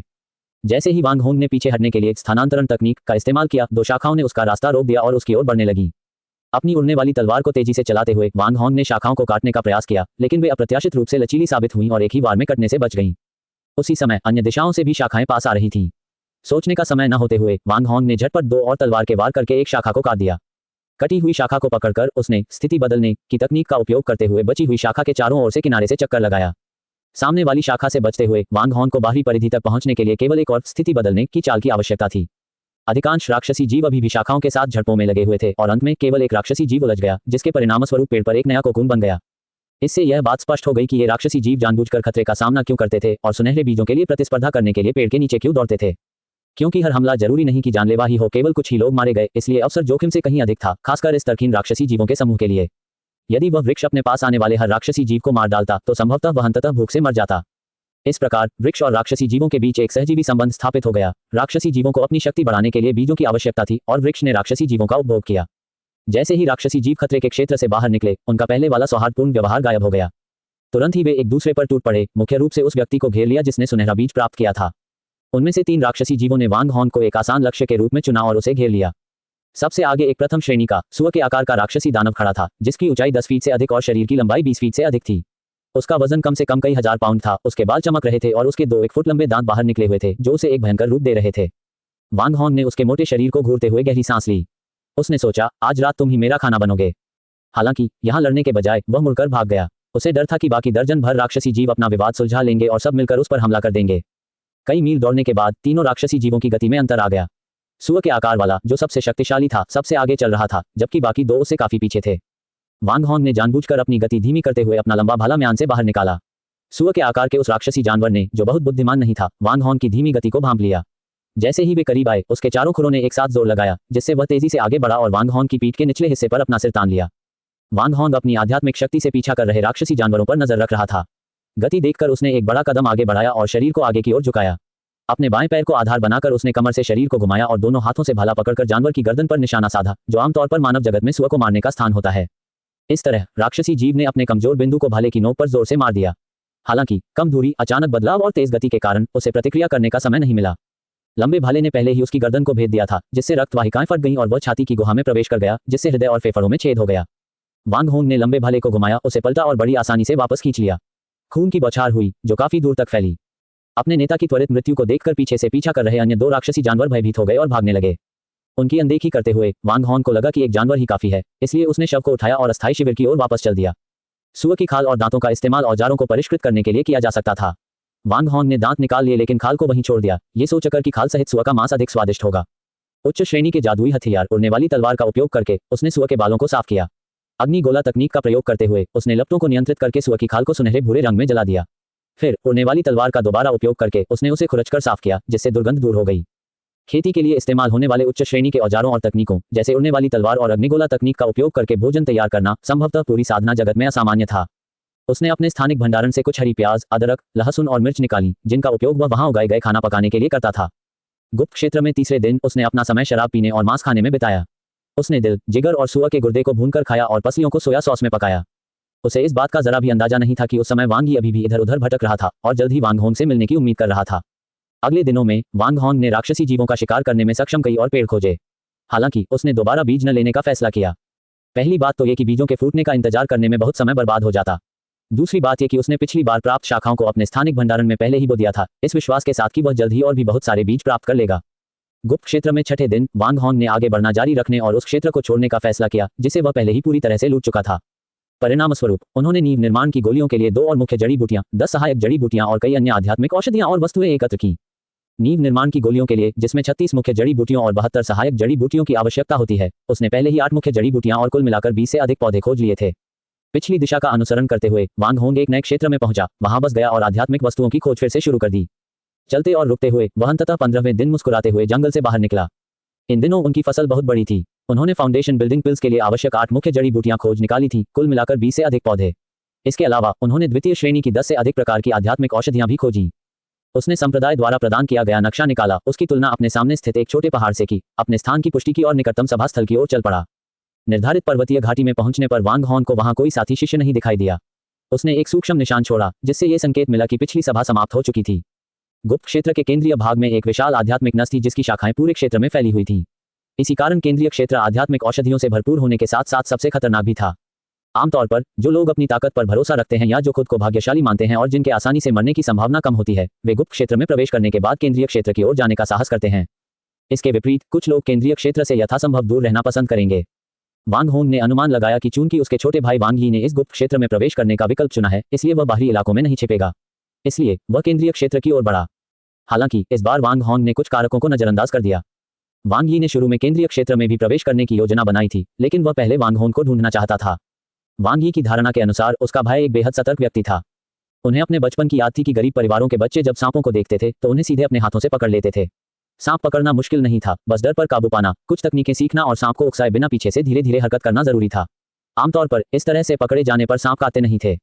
इसके विपरीत उसका भाई हमेशा सांप को मारने के लिए पत्थर या छड़ी का इस्तेमाल करता था और फिर शव को उठाकर खाता था। उनके भाई के शब्दों में, भले ही वे गरीब थे, लेकिन उनकी जान एक सांप की जान से कहीं ज्यादा कीमती थी। एक छोटे से सांप से लड़ने का जोखिम क्यों उठाएं? अगर वे हार गए तो क्या होगा? इसलिए अपने बचपन के दौरान वांग यी अक्सर वांग होंग को काय कहकर उसका मजाक उड़ाता था, लेकिन उसका भाई विचलित रहता था और अपने सतर्क स्वभाव पर अडिग रहता था। अपने भाई को अच्छी तरह से जानने के कारण वांग यी को लगा कि गुप्त क्षेत्र में प्रवेश करने के बाद वांग होंग शायद कहेगा, दुनिया में कई आध्यात्मिक औषधियां हैं, लड़ाई में अपनी जान जोखिम में क्यों डालें? इसलिए उसने पहले बाहरी इलाकों में वांग होंग की तलाश करने का फैसला किया। अगर वह असफल रहा तो वह फिर मध्य क्षेत्र की ओर बढ़ेगा। दोनों भाई एक दूसरे को ढूंढने के लिए विपरीत दिशाओं में चले गए। जंगल से बाहर निकलते ही वांग होंग ने जहरीली मधुमक्खियों को वापस समेट लिया। बाहर का दृश्य क्षेत्र व्यापक होने के कारण मधुमक्खियों को छिपाने से उसे अचानक होने वाले संघर्ष की स्थिति में लाभ मिलेगा। एक घाटी से गुजरते समय उसकी मुलाकात अचानक 5 साधकों से हुई। उनके पहनावे से यह स्पष्ट था कि वे किसी प्रमुख संप्रदाय के शिष्य नहीं थे। वांग होंग को धुंधला सा याद था कि उन्होंने किसी मध्यम स्तर के संप्रदाय के सदस्यों जैसे कपड़े पहने थे। रास्ता बदलने की योजना बनाते हुए वांग होंग खुद को घिरी हुई स्थिति में पाया। यह स्पष्ट था कि उनका इरादा उसे मारना और उसके खजाने को जब्त करना था। वांग होंग ने तुरंत एक उच्च श्रेणी की उड़ने वाली तलवार को बुलाकर भागने का अवसर तलाशने की तैयारी की, क्योंकि वह उन 5 को एक साथ मिलकर भी नहीं हरा सकता था। नेता, जो ची साधना की पूर्णता प्राप्त कर चुके एक वृद्ध व्यक्ति थे, और अन्य 4 व्यक्ति भी ची साधना के अंतिम चरणों में थे जो उनके समान ही थे। बूढ़े व्यक्ति ने कहा, साथी दाओवादी, घबराने की कोई जरूरत नहीं है। हम एक शक्तिशाली राक्षसी जानवर द्वारा संरक्षित एक आध्यात्मिक वस्तु की तलाश कर रहे हैं। हमें केवल इतना चाहिए कि आप साथी दाओवादी उसका ध्यान भटकाने में हमारी मदद करें। खजाना प्राप्त करने के बाद आप जाने के लिए स्वतंत्र हैं। कैसा रहेगा? ये देखकर वांग होंग समझ गया कि वे उसे बलि का बकरा बनाना चाहते हैं। उसे शक था कि सफलता मिलने के बाद वे उसे जाने देंगे। हालांकि फिलहाल बचने का कोई बेहतर तरीका न होने के कारण उसे समझौता करना पड़ा। मौका मिलते ही वह उनमें से 2 को खत्म करने का जोखिम उठाएगा और फिर उसे डर नहीं लगेगा। पहले मुझे स्टोरेज बैग दे दो, मैं इसका ख्याल रखूंगा। और हाँ, वो उड़ने वाली तलवार भी। 5 लोगों में से एक काले चेहरे वाले अधेड़ उम्र के व्यक्ति ने वांग होंग के सहमत होने पर कहा। वांग होंग के संकोच करने पर 5 लोगों ने घेरा थोड़ा और कस दिया। कुछ क्षणों तक चेहरे पर दुविधा के भाव रहने के बाद अंततः उसने समझौता करना चुना। उड़ने वाली तलवार को एक तरफ रखते हुए वांग होंग ने उसे उठाया और भंडारण थैली में डाल दिया। उसी समय उसके हाथ में एक काली औषधि की गोली प्रकट हुई। उसने लापरवाही से थैली के अंदर उस छोटी सी औषधि की गोली को मसल दिया और 5 लोग भंडारण थैली में उसकी इस सूक्ष्म हरकत को देख नहीं पाए। वांग होंग ने आज्ञाकारी ढंग से थैला फेंक दिया, लेकिन न तो सबसे उच्च साधना स्तर वाले बूढ़े व्यक्ति को और न ही पहले बोलने वाले काले चेहरे वाले अधेड़ व्यक्ति को। वह थैला 5 में सबसे छोटे के हाथ में आ गिरा, जिसने उसे बूढ़े आदमी को देने से पहले हिचकिचाया। काले चेहरे वाले अधेड़ उम्र के व्यक्ति ने वांग होंग को घूरते हुए कहा, बच्चे, बेकार की चालें मत चलो। ईमानदारी से हमारा अनुसरण करो और समय आने पर हम तुम्हें जाने देंगे। बूढ़े व्यक्ति ने वांग होंग का थैला उठाया, उसका मुंह खोला और अपनी दिव्य चेतना से उसका निरीक्षण किया। क्या आपका किंगशु संप्रदाय इतना गरीब है कि आप अपना गुजारा भी नहीं कर सकते? उसने टिप्पणी की। वांग होंग के थैले में पहले निकाली गई उच्च गुणवत्ता वाली उड़ने वाली तलवार के अलावा कोई भी मूल्यवान वस्तु नहीं थी। उसमें कई तरह की चीजें थीं, कुछ प्रथम श्रेणी की आध्यात्मिक जड़ी बूटियां, एक खराब हालत वाला यस्क जिसे उठाना बेकार था, और एक निम्न श्रेणी का रक्षात्मक जादुई हथियार जिस पर कुछ दरारें थीं। अन्य लोगों ने भी अपनी दिव्य इंद्रियों से खुले हुए स्टोरेज बैग की जांच की और एक साथ खिलखिलाकर हंस पड़े। थोड़ा हैरान होकर बूढ़े व्यक्ति ने अपनी दिव्य चेतना से वांग हॉन के शरीर की 2 बार तलाशी ली। कुछ भी संदिग्ध न पाकर उसने वांग हॉन का थैला अपनी कमर पर टांग लिया। उस बूढ़े व्यक्ति ने भंडार थैली से एक चोगा निकाला और वांग हॉन को उसे पहनने का निर्देश दिया ताकि वह किंगजू संप्रदाय के साधकों द्वारा पहचाना न जा सके। वांग हॉन समेत 5 लोग केंद्रीय क्षेत्र की ओर चल पड़े। वांग हॉन को इस बात से राहत मिली कि वे सब एक ही दिशा में जा रहे थे, जिससे उन्हें इधर उधर भटकने की जरूरत नहीं पड़ी। अपनी यात्रा के दौरान उनका सामना अन्य साधकों से हुआ, लेकिन आपसी सावधानी के कारण किसी ने भी युद्ध में भाग नहीं लिया। रात में उन्होंने आराम करने के लिए एक पहाड़ी गुफा ढूंढी। अचानक कोने में बैठे बूढ़े व्यक्ति ने धीरे से कहा। उसने अपने भीतर एक काली ऊर्जा का निर्माण होते देखा, जो छोटी लेकिन असाधारण रूप से शक्तिशाली थी। ये लगातार उसकी आध्यात्मिक ऊर्जा को खा रही थी और साथ ही उसके मांस और रक्त को भी नष्ट कर रही थी। यद्यपि उसने आध्यात्मिक ऊर्जा का उपयोग करके इसे अस्थायी रूप से दबा दिया, फिर भी काली ऊर्जा ने आध्यात्मिक ऊर्जा को और भी तेजी से अवशोषित कर लिया, हर पल मजबूत होती गई और अपरिहार्य रूप से अनियंत्रित होने के क्षण भी आए। वरिष्ठ क्यूई, क्या आपने कुछ असामान्य देखा है? एक साथी शिष्य ने पूछा। सवाल सुनते ही बाकी सबने भी झटपट वही सवाल पूछ लिया। मुझे जहर दिया गया हो सकता है। मेरे अंदर एक काली ऊर्जा है, बूढ़े व्यक्ति ने अपनी स्थिति का विस्तार से वर्णन किया। बच्चे, क्या तुमने कुछ किया है? काले चेहरे वाले अधेड़ उम्र के व्यक्ति ने सबसे पहले वांग हॉन पर आरोप लगाया और अन्य लोगों ने भी उसे घूर कर देखा। बेहतर होगा कि तुम एंटीडोट सौंप दो, तब शायद हम तुम्हारी जान बख्श देंगे। शायद आपको गलतफहमी हुई है। मेरे पास कुछ भी नहीं है और स्टोरेज बैग आपके पास है। आप इसकी अच्छी तरह से तलाशी ले सकते हैं। मुझे जहर के बारे में कुछ भी नहीं पता और स्टोरेज बैग में कोई विष या विषनाशक नहीं है। वांग हॉन के याद दिलाने पर 5 लोगों ने भंडारण थैली में कुछ होने की संभावना पर विचार किया। वे चारों ओर जमा हो गए। अपनी दैवीय बुद्धि का उपयोग करते हुए वांग हॉन की भंडारण थैली का कई बार अच्छी तरह से निरीक्षण किया और उसकी सामग्री को जमीन पर खाली कर दिया। अंदर रखी वस्तुएं साधारण थीं और उन्होंने कई बार सावधानीपूर्वक उनकी जांच की, लेकिन उन्हें जहर से संबंधित कुछ भी नहीं मिला। मेरा अनुमान है कि फेलो दाओइस्ट को एक महत्वपूर्ण अवसर मिला है। वांग फेलो दाओइस्ट, आपका क्या मतलब है? बूढ़े व्यक्ति ने अनिश्चितता से पूछा और बाकी लोगों ने वांग हॉन को संदेह की नजरों से देखा। क्या आपने इससे पहले कभी कोई अनोखी या खास चीज देखी है, साथी दाओवादी? वांग हॉन ने गुप्त लोक में बिताए अपने दिनों के बारे में सोचा। ऐसा हो ही नहीं सकता था कि उन्हें कुछ न मिला हो। उन्होंने जंगल में समय बिताया था और दानव शिकार वृक्ष जैसी अनोखी प्रजातियां भी देखी थीं। कुछ देर सोचने के बाद बूढ़े व्यक्ति ने अनिश्चितता से सिर हिलाते हुए कहा, हाँ, मैंने किया है। बस यही बात है। मैंने संप्रदाय के अभिलेखों में पढ़ा है कि प्राचीन काल में साधकों के शरीर अविश्वसनीय रूप से मजबूत होते थे, जो केवल अपनी शारीरिक शक्ति से ही राक्षसी जीवों का सामना करने में सक्षम थे। यह न केवल प्रचुर मात्रा में आध्यात्मिक औषधि के कारण था, बल्कि 2 प्रकार की आध्यात्मिक ऊर्जा के कारण भी था। शुवान हुआंग ऊर्जा, जो नसों और अस्थि मज्जा को शुद्ध करती है, और हुआंग ऊर्जा, जो शरीर को पोषण देती है। इन अवशेषों को विभिन्न गुप्त लोकों के कुछ प्राचीन खंडहरों और विशेष स्थानों में पाया जा सकता है। मुझे लगता है कि साथी दाओवादी ने संयोगवश जुबान हुआंग क्यूई से जुबान क्यूई प्राप्त कर लिया होगा। वांग हॉन ने कभी नहीं सोचा था कि उन्हें अपने द्वारा लंबे समय तक अर्जित ज्ञान का उपयोग इतनी जल्दी करना पड़ेगा, खासकर दूसरों को धोखा देने के लिए। फिर भी जब दूसरों ने यह सुना तो कुछ संदेह के बावजूद उन्होंने प्रमुख संप्रदायों के शिष्यों की प्रशंसा की। इतनी दयनीय स्थिति में भी उनके पास ज्ञान का भंडार था। क्या मैं पूछ सकता हूँ, वांग फेलो दाओइस्ट, मुझे अब क्या करना चाहिए? वांग हॉन के प्रति बूढ़े व्यक्ति का लहजा काफी विनम्र हो गया था। मुझे इसके बारे में ज्यादा जानकारी नहीं है। आखिरकार ऐसी प्राचीन वस्तुएं ऐसी चीजें हैं जिनसे आम लोग अपने पूरे जीवन में शायद ही कभी रूबरू हों, वांग हॉन ने कहा और अधिक जानकारी साझा करने के लिए अनिच्छुक प्रतीत हुए। बच्चे, ईमानदार रहना। अगर सीनियर ची को कुछ हो गया तो अपने लिए अच्छे अंजाम की उम्मीद मत रखना। मेरे पास तुम्हें जान की भीख मांगने पर मजबूर करने के 100 तरीके हैं। मौत से बचाने के लिए काले चेहरे वाले अधेड़ उम्र के व्यक्ति ने चेतावनी दी। उसका चेहरा ठंडा था और होठों पर एक शरारती मुस्कान थी। छोटे भाई, वांग फेलो दाओइस्ट का अनादर मत करो। बूढ़े व्यक्ति ने काले चेहरे वाले अधेड़ व्यक्ति को रोका और फिर मुस्कुराते हुए वांग हॉन का थैला उसे लौटा दिया। हे साथी दाओवादी, हमने शायद पहले आपको नाराज कर दिया हो। निश्चिंत रहें, यदि आप हमारी एक छोटी सी मदद करेंगे तो काम पूरा होने पर हम आपको 1000 स्पिरिट स्टोन से पुरस्कृत करेंगे, बूढ़े व्यक्ति ने मुस्कुराते हुए कहा। 1000 स्पिरिट स्टोन के इनाम के बारे में सुनकर वांग हॉन की आंखें चमक उठीं और उनके चेहरे पर सुखद आश्चर्य का भाव दिखाई दिया। दरअसल यह जुबानची आपके शरीर और आध्यात्मिक ऊर्जा को क्षीण करते हुए आपके शरीर और आध्यात्मिक ऊर्जा को परिष्कृत भी कर रही है। बस इसे सहन कीजिए, आपकी शक्ति कई गुना बढ़ जाएगी। प्राचीन काल में जुबानची का प्रयोग हुआंगची नामक एक अन्य प्रकार के साथ किया जाता था। जुबानची शरीर और आध्यात्मिक ऊर्जा को परिष्कृत करती है, जबकि हुआंगची शरीर को नया आकार देती है। आजकल इनमें से एक को भी प्राप्त करना, विशेषकर जुबान हुआंगची को, एक बहुत बड़ा अवसर है। लेकिन अब इसका केवल एक ही प्रकार उपलब्ध है। यदि इसका अनुचित उपयोग किया जाए तो यह हाथों के लिए जहरीली जड़ी बूटियों के सेवन जितना ही खतरनाक है। मैंने एक बार एक संप्रदाय के प्राचीन ग्रंथ में इससे निपटने के एक तरीके के बारे में पढ़ा था, जहां तक विधि की बात है। वांग हॉन ने बूढ़े आदमी को यह समझाने में बहुत मेहनत की कि उसे जहर नहीं दिया गया है, बल्कि एक बड़ा अवसर मिला है। असल में उसके पास कई तरह के जहर थे, लेकिन लाल कंकाल फूल के पराग से बने थोड़े से जहर से ही वह चुपचाप उन्हें मार सकता था। बाकी जहर का पता लगाया जा सकता था, और अगर वे 5 लोग पलटवार करते तो उसका भला नहीं होता। विचार करने के बाद उसने सोचा कि धीमी गति से असर करने वाला जहर अधिक किफायती होगा। एक बार किसी साधक को जहर लग जाए तो तीव्र युद्धों में शामिल होने से जहर का असर तेजी से बढ़ जाएगा। इसके अलावा केवल उसका विशेष रूप से तैयार किया गया विषनाशक ही कारगर होगा। वांग हॉन का थैला कमर पर बांधे रखने वाले बूढ़े व्यक्ति को सबसे पहले इसका असर महसूस हुआ। अगले दिन बूढ़े व्यक्ति को छोड़कर बाकी सभी ने आत्मविश्वास से वांग हॉन के निर्देशों का पालन करते हुए अपने शरीर की हड्डियों के क्षरण से होने वाले दर्द को सहन किया। उन्होंने अपनी यात्रा जारी रखी और आज वे पांचों लोग वांग होंग के प्रति कहीं अधिक विनम्र थे। यहाँ तक कि काले चेहरे वाला अधेड़ व्यक्ति भी अब उससे कठोर शब्दों में बात नहीं करता था। 2 घंटे चलने के बाद वे एक पहाड़ी गुफा पर पहुंचे और रुक गए। पांचों लोगों ने चुपके से वांग होंग को घेर लिया, मानो उन्हें डर हो कि वह भाग जाएगा। वांग फेलो दाओइस्ट, कृपया आगे बढ़ें। बूढ़े व्यक्ति का चेहरा दोस्ताना बना रहा। वांग होंग पहाड़ी गुफा की ओर चल पड़ा। गुफा का प्रवेश द्वार अच्छी तरह से छिपा हुआ था, जिससे एक बार में केवल एक ही व्यक्ति अंदर या बाहर जा सकता था। थोड़ी दूरी के बाद गुफा का रास्ता 10 फीट से अधिक चौड़ा हो गया। वे कुछ और मील चले और रास्ता चौड़ा होता चला गया जब तक कि वे एक पानी के कुंड तक नहीं पहुंच गए। उन्होंने आगे बढ़ना बंद कर दिया। वांग होंग ने पानी के कुंड का जायजा लिया और उसका दिल तेजी से धड़कने लगा। वहां अप्रत्याशित रूप से एक त्रिस्तरीय आध्यात्मिक औषधि उगाई थी। जलकुंड के केंद्र में एक आध्यात्मिक कमल स्थित था, जिसके बीचों बीच एक कमल की फली उग रही थी। दोनों ओर गहरे हरे रंग के 2 कमल खिले हुए थे, जिनमें से एक की एक पंखुड़ी मुरझा चुकी थी, जबकि दूसरी अभी खिलना शुरू ही हुई थी। संप्रदाय में दिन रात विभिन्न आध्यात्मिक औषधियों का अध्ययन करने के बाद वांग होंग ने तुरंत इसे 3 स्तरीय आध्यात्मिक औषधि इनजेड स्पिरिट लोड्स के रूप में पहचान लिया। इनजेड स्पिरिट लोड्स को खिलने में 300 साल लगे, फल देने में 300 साल लगे और खिलने से लेकर कमल के बीजों के परिपक्व होने तक कुल 600 साल का समय लगा।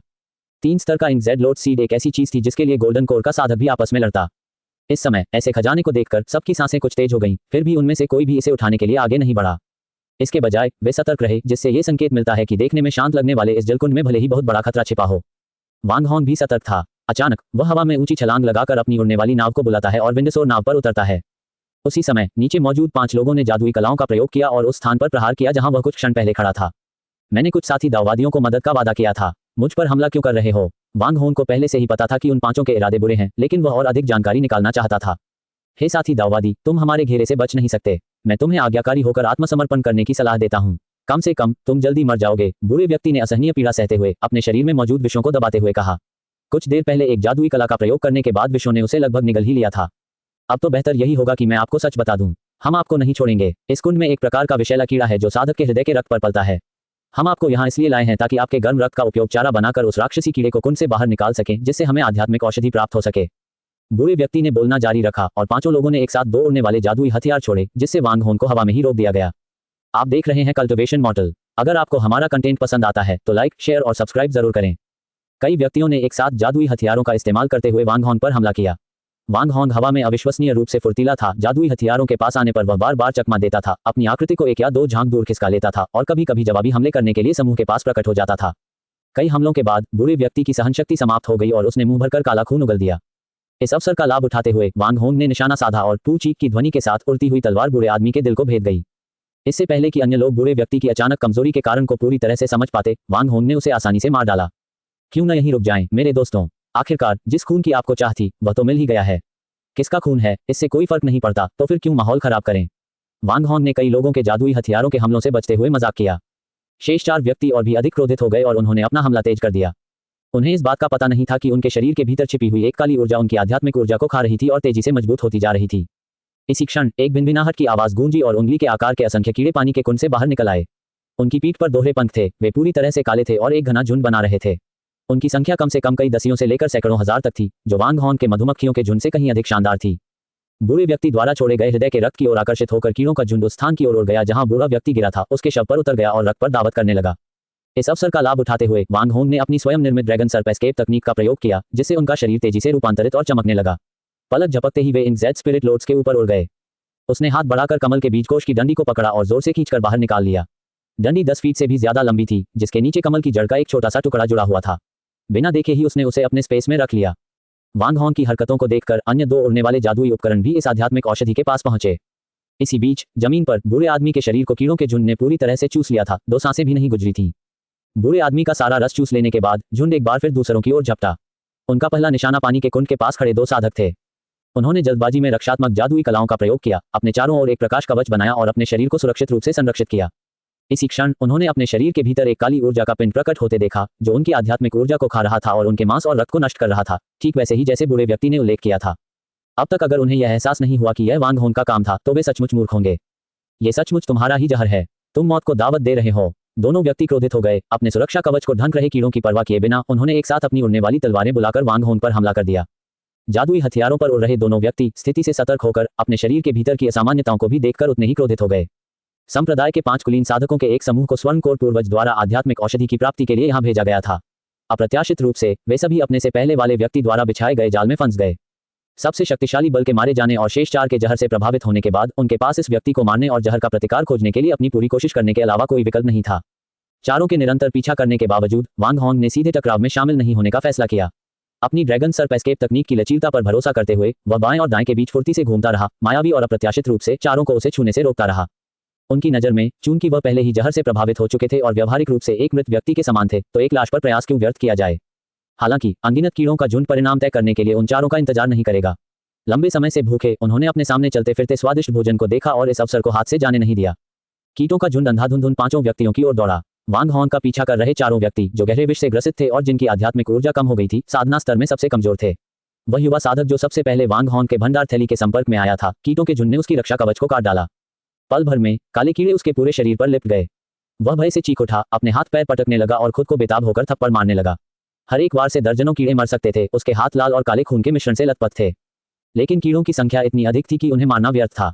एक बार में दर्जनों या सैकड़ों को मारना भी व्यर्थ था। इसके अलावा दूसरों का पीछा कर रहे कीड़ों को खून की गंध महसूस हुई और वे उस युवक की ओर मुड़ गए। आहा, वह युवक जमीन पर गिर पड़ा और लगातार लुढ़कता रहा। कुछ ही क्षणों में वह बेजान हो गया। उन काले कीड़ों की भयावहता को देखकर वांग होंग पहाड़ की गुफा के निकास द्वार की ओर भाग गया। हालांकि उसे लग रहा था कि इन कीड़ों की व्यक्तिगत ताकत उसकी त्वचा को भेद नहीं पाएगी, फिर भी वह रुककर इस परिकल्पना का परीक्षण नहीं करना चाहता था। क्या पता वे काटकर उसकी त्वचा को भेद ही दें। प्रतिरोधक दवा सौंप दो, वरना हम सब यहीं एक साथ मर जाएंगे। काले चेहरे वाला अधेड़ उम्र का व्यक्ति, जिसे वांग होंग हमेशा से नापसंद था, अब निकास द्वार को अवरुद्ध करके पारस्परिक विनाश का रुख अपना लिया। बाकी बचे 2 व्यक्ति भी उसी दिशा में दौड़ पड़े। वांग होंग के भीतर क्रोध का उबाल आ गया। वह काफी समय से इस व्यक्ति को नापसंद करता था, क्योंकि उसे लगता था कि वह उसे डरा सकता है। उसने अपना लंबा भाला निकाला, अपनी स्थिति बदलने की तकनीक का प्रयोग किया और पल भर में काले चेहरे वाले अधेड़ उम्र के व्यक्ति के सामने प्रकट हो गया। इससे पहले कि वह व्यक्ति कुछ प्रतिक्रिया कर पाता, उसे अपनी छाती में तेज दर्द महसूस हुआ। भाला उसके हृदय को भेद चुका था। इस थोड़े से विलंब में पीछे चल रहे युवक को कीड़ों ने पूरी तरह से चूस लिया था और पीछे से पीछा कर रहे 2 व्यक्तियों की ढालों को भी कीड़ों के झुंड ने कुतर दिया था। इस दृश्य को देखकर वांग होंग ने काले चेहरे वाले अधेड़ उम्र के व्यक्ति की कमर से स्टोरेज बैग छीन लिया और तेजी से बाहर निकलने की ओर दौड़ पड़ा। झुंड का एक हिस्सा लगातार पीछा करता रहा। भागते समय वांग होंग ने अपना पूरा ध्यान पीछे आ रहे झुंड पर केंद्रित रखा। इस दौरान उन्होंने एक विचित्र घटना देखी। उड़ते समय कई कीड़े नशे में धुत से प्रतीत हो रहे थे। वे लड़खड़ाते हुए नीचे उतरने से पहले पूर्व और पश्चिम की ओर डगमगा रहे थे। जैसे जैसे वांग होंग भागता रहा, पीछा करने वालों की संख्या कम होती गई। अंततः वह दौड़ना बंद करके एक ही स्थान पर खड़ा हो गया और कीड़ों को बारिश की तरह गिरते हुए देखने लगा। अब पीछा करने वाले बहुत कम बचे थे, शायद 10,000 से भी कम। वांग होंग ने हाथ हिलाकर जहरीली मधुमक्खियों का एक झुंड छोड़ दिया। विषैली मधुमक्खियां प्रकट होते ही काले कीड़ों से भिड़ गईं। हालांकि विषैली मधुमक्खियों की संख्या काफी कम थी, फिर भी उनकी व्यक्तिगत शक्ति कीड़ों से कहीं अधिक थी। वांग होंग द्वारा उन्हें आध्यात्मिक औषधि पिलाने के प्रयास व्यर्थ नहीं गए। कुछ क्षणों के बाद दोनों प्रकार के आत्मा कीटों के बीच युद्ध समाप्त हो गया। काले कीट पूरी तरह से नष्ट हो गए और लगभग 200 विषैली मधुमक्खियां मारी गईं। वांग होंग ने कुछ काले कीड़ों के शव उठाए और उनका बारीकी से निरीक्षण किया। उसे अचानक एहसास हुआ कि ये काले कीड़े जहर से मरे थे। क्यूई उपनाम वाले सभी 5 व्यक्तियों को उसने जहर दिया था और यह विष एक साधक के शरीर के भीतर की आध्यात्मिक ऊर्जा को नष्ट कर देता है, जिससे वह सारी ऊर्जा एक शक्तिशाली जहर में बदल जाती है। इन कीड़ों ने उन 5 व्यक्तियों को प्राकृतिक रूप से पूरी तरह से जहर देकर सुखाकर शवों में बदल दिया। अप्रत्याशित रूप से उसने अनजाने में स्पिरिट इंसेक्ट्स के इतने भयानक समूह को खत्म कर दिया था। ये जहर उन्होंने फार्माकोलॉजी की पढ़ाई के दौरान अचानक ही तैयार किया था। अपने ज्ञान का उपयोग करते हुए उन्होंने इसे सफलतापूर्वक परिष्कृत करने से पहले दर्जनों बार प्रयोग किए। उन्हें इसकी शक्ति इतनी प्रबल होने की उम्मीद नहीं थी। आध्यात्मिक ऊर्जा को ग्रहण करने और स्वयं को बढ़ाने की इसकी क्षमता को देखते हुए उन्होंने इसका नाम आत्मा भक्षण रखने का निर्णय लिया। अब जब काले कीड़े मर चुके थे, वांग होंग ने वापस जाकर जांच करने की योजना बनाई। वह ये देखने के लिए उत्सुक था कि क्या अभी भी कुछ भंडारण थैले उठाने के लिए बचे हैं। जमीन अब कीड़ों के शवों की एक परत से ढकी हुई थी, जिस पर कदम रखने पर चरमराहट की आवाज आती थी। कीड़ों के शवों पर पैर रखते हुए वह पानी के कुंड की ओर लौट आया। 5 सूखे शव इधर उधर बिखरे पड़े थे। वांग होंग ने 5 शवों से मूल्यवान वस्तुएं एकत्र की और उन्हें जलाकर राख कर दिया। उन 5 में 2 उड़ने वाले जादुई हथियार भी थे, एक पत्ते के आकार का जो उसकी विंडसोआ नाव जैसा था और दूसरा उड़ने वाली नाव की तरह। हालांकि यह उड़ने वाली नाव जैसा दिखता था, लेकिन यह उसकी विंडसोआ नाव से तेज था। अगर उसने ड्रैगन सर्प एस्केप तकनीक का इस्तेमाल न किया होता तो वह इस उड़ने वाली नाव से बच नहीं पाता। इन 5 व्यक्तियों के भंडारण थैलों में कुल मिलाकर 4 प्रकार की औषधीय जड़ी बूटियां पाई गईं, जिनकी कुल संख्या 6 थी। जंगल से उसने जो कुछ पहले एकत्र किया था उसे मिलाकर अब उसके पास कुल 12 प्रकार की औषधीय जड़ी बूटियां थीं, जो कुल का 1/3 हिस्सा थीं।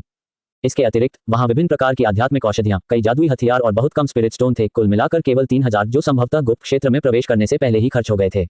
वांग होंग के पास अब इस पहाड़ी गुफा का ध्यानपूर्वक निरीक्षण करने का समय था। अंदर प्रवेश करते ही वह तुरंत भीषण लड़ाई में उलझ गया, जिससे उसे आसपास के वातावरण का अवलोकन करने का समय ही नहीं मिला। यहाँ का जलकुंड लगभग 1 एकड़ आकार का था, जिसका पानी हल्का हरा रंग लिए हुए था। इतना साफ था कि उसमें तैरती हुई मछलियां और झींगे दिखाई दे रहे थे।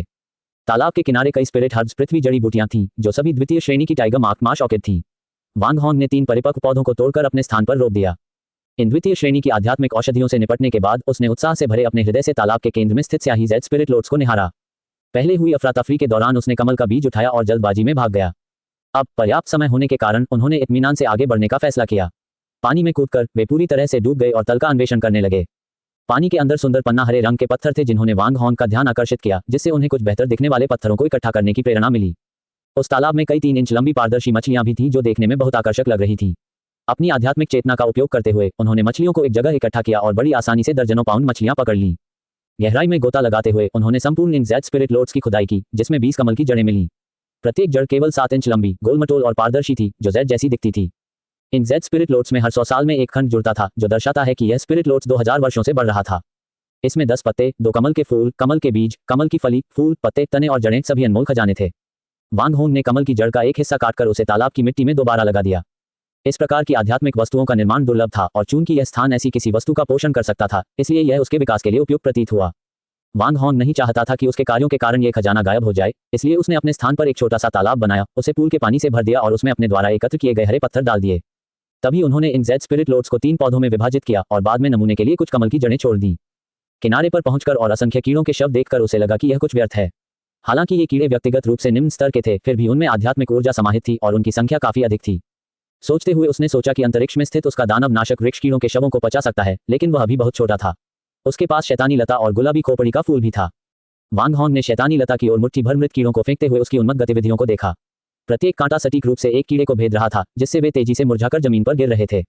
ऐसा प्रतीत होता था कि हालांकि डेविलिश वाइन वृद्धि के लिए स्पिरिट क्यूई को अवशोषित कर सकती थी, लेकिन रक्त उसका पसंदीदा भोजन था। आधे घंटे तक सभी कीड़ों के शवों को इकट्ठा करने के बाद उसने उन्हें शैतानी बेल के क्षेत्र में ढेर कर दिया। पहाड़ी गुफा की सफाई करने के बाद वांग होंग ने एक बड़ा बर्तन तैयार किया, तेल गरम किया और पकड़ी गई पारदर्शी छोटी मछलियों को तलना शुरू किया। दोनों तरफ से अच्छी तरह से भूनने के बाद उसने अदरक, लहसुन और मिर्च डालकर उन्हें पकने तक पकाया। साथ ही उन्होंने एक स्टीमर लगाया और उसमें पारदर्शी छोटी मछलियों का एक और बैच भाप में पकाया। भाप में पकाने से सामग्री का असली स्वाद उभरकर सामने आया। तली हुई मछली का एक टुकड़ा खाने और स्पिरिट वाइन की एक घूंट लेने से मिले आनंद ने उसे वर्तमान गुप्त क्षेत्र के खतरों को लगभग भुला दिया। भूख मिटने के बाद भी उसे तृप्ति नहीं हुई। वह वापस तालाब के पास गया, कुछ मछली के अंडे ढूंढे और उन्हें अपने छोटे से तालाब में फेंक दिया। ये अंडे बहुत छोटे थे और उसे पक्का पता नहीं था कि ये उन्हीं मछलियों के हैं या नहीं, लेकिन उसने सोचा कि जरूरत पड़ने पर वह इन्हें बाद में फेंक सकता है। इस पहाड़ी गुफा में एक रात बिताने के बाद वह अगले दिन केंद्रीय क्षेत्र की ओर रवाना हो गया। रास्ते में अन्य साधकों से सामना करते हुए उसने आत्मविश्वास से उन लोगों को पीछे छोड़ दिया जिन्हें वह हराने में सक्षम समझता था। बुरे इरादों वाले सभी लोग उसकी भले के नीचे आत्मा बनकर रह गए और जिन आध्यात्मिक औषधियों को उन्होंने लूटने के लिए मेहनत की थी, वे अंततः वांग हॉन के लाभ में बदल गईं। यदि उसका सामना किसी ऐसे समूह से होता जो उसे बहुत बड़ा और भारी प्रतीत होता, तो वह बुद्धिमानी से उनसे दूर रहता। इस यात्रा से नींव निर्माण के चरण में प्राप्त होने वाली कई औषधीय जड़ी बूटियां भी मिलीं। उन्होंने आध्यात्मिक वस्तुओं से चिन्हित कई क्षेत्रों का दौरा किया, लेकिन पाया कि वे पहले से ही दूसरों द्वारा ले लिए गए थे। अब वह एक पर्वतीय घाटी की ओर बढ़ रहा है जहां संप्रदाय ने एक तेजस्वी मुख वाले फल के वृक्ष के विकास को दर्ज किया है। रेस्प्लेंडेंट विसेज फ्रूट एक द्वितीय श्रेणी का स्पिरिट फ्रूट है जिसे रेस्प्लेंडेंट विसेज एलिक्सिर में परिष्कृत किया जा सकता है, जो किसी व्यक्ति की युवावस्था को 100 वर्षों तक बनाए रखने के लिए जाना जाता है। हालांकि यह फल नींव निर्माण के लिए प्राथमिक औषधि नहीं है, फिर भी यह अधिक लोकप्रिय है। सौंदर्य की चाह एक स्वाभाविक प्रवृत्ति है, विशेषकर महिला साधकों में। शक्तिशाली गोल्डन कोर से लेकर नवजात आत्मा साधकों तक और ची साधना के नौसिखियों तक हर किसी में यह इच्छा होती है। इसलिए प्रत्येक तेजस्वी मुख फल अत्यंत मूल्यवान है। जब वह पर्वतीय घाटी में पहुंचा तो उसने घाटी के प्रवेश द्वार पर लोगों का एक समूह इकट्ठा देखा। क्या मैं फिर से देर हो गया? वांग होंग ने मन ही मन सोचा। पास पहुंचने पर उन्होंने देखा कि पुतुओ मंदिर को छोड़कर अन्य सभी 6 प्रमुख संप्रदायों के प्रतिनिधि उपस्थित थे। साथ ही छोटे संप्रदायों और पारिवारिक कुलों के कुछ साधक भी मौजूद थे। उन महान भिक्षुओं की दृष्टि में भौतिक शरीर को महज एक गंदा थैला माना जा सकता है और सुंदरता का शायद कोई महत्व न हो। क्लियर वर्ड सेक्ट के उपस्थित साधकों में 4 व्यक्ति थे, 2 पुरुष और 2 महिलाएं। वांग हॉन्ग उनमें से किसी को नहीं पहचानता था, वे संभवतः अलग अलग शिखरों से आए थे। 10 दिनों से अधिक समय तक अकेले ही गुप्त क्षेत्र में अनेक खतरों का सामना करने के बाद संप्रदाय के साथी सदस्यों को देखकर स्वाभाविक रूप से आत्मीयता की भावना जागृत हुई। इन 2 पुरुष साधकों में से एक ची साधना की परम पूर्णता के स्तर तक पहुंच चुका था, जबकि दूसरा ची साधना के 9वें स्तर पर था। दोनों को ही दुर्जय विशेषज्ञ माना जाता था। दोनों महिला साधिकाओं का साधना स्तर थोड़ा कम था। दोनों ही ची साधना के 7वें या 8वें स्तर पर थीं और उनकी उम्र 20 वर्ष के आसपास थी। एक का चेहरा अंडाकार था और उसके माथे पर लंटें थीं, जबकि दूसरी का चेहरा तरबूज के बीज जैसा था और उसके 2 चोटी थे, जो देखने में बेहद आकर्षक लग रही थीं। अमर साधना करने वालों की उम्र धीरे धीरे बढ़ती है और जो व्यक्ति 20 वर्ष का प्रतीत होता है वह वास्तव में 30 वर्ष से अधिक का हो सकता है। 20 वर्ष की आयु में ची साधना के उन्नत चरणों तक पहुंच पाना प्रतिभा का प्रतीक था। यद्यपि क्लियर वर्ड संप्रदाय एक प्रमुख संप्रदाय था, फिर भी ऐसे प्रतिभाशाली लोग बहुतायत में नहीं थे।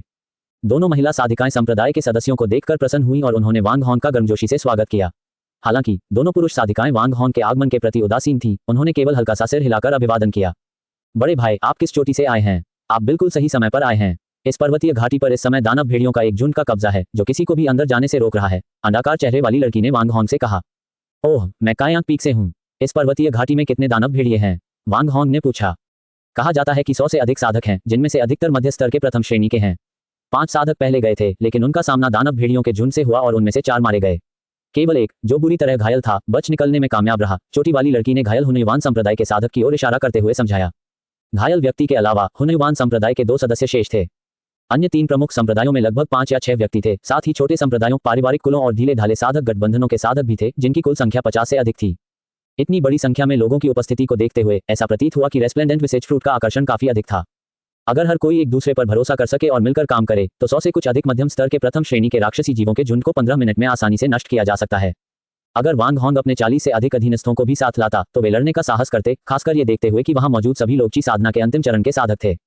जब दोनों महिला साधिकाएं वांग होंग से बात कर रही थीं, तो दोनों पुरुष साधिकाएं बीच बीच में उनकी ओर देख रही थीं, मानो उन्हें डर था कि वांग होंग कहीं उनका मौका न छीन ले।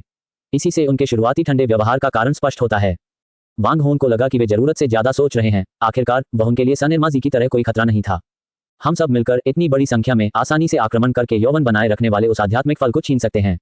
कुछ ही जानवर हमें कैसे रोक सकते हैं? इसी क्षण ढीले ढाले वस्त्र पहने एक हटे कट्टे व्यक्ति ने, जो ढीले ढाले साधक संघ का प्रतिनिधित्व कर रहा था, एक बड़ी चट्टान से चिल्लाकर कहा, निडर लोग, मेरे पीछे आओ। वह हट्टा कट्टा आदमी चट्टान से नीचे कूद गया और आत्मविश्वास से पर्वतीय घाटी की ओर चल पड़ा। उसके पीछे पीछे 5 स्वतंत्र किसान भी चल रहे थे।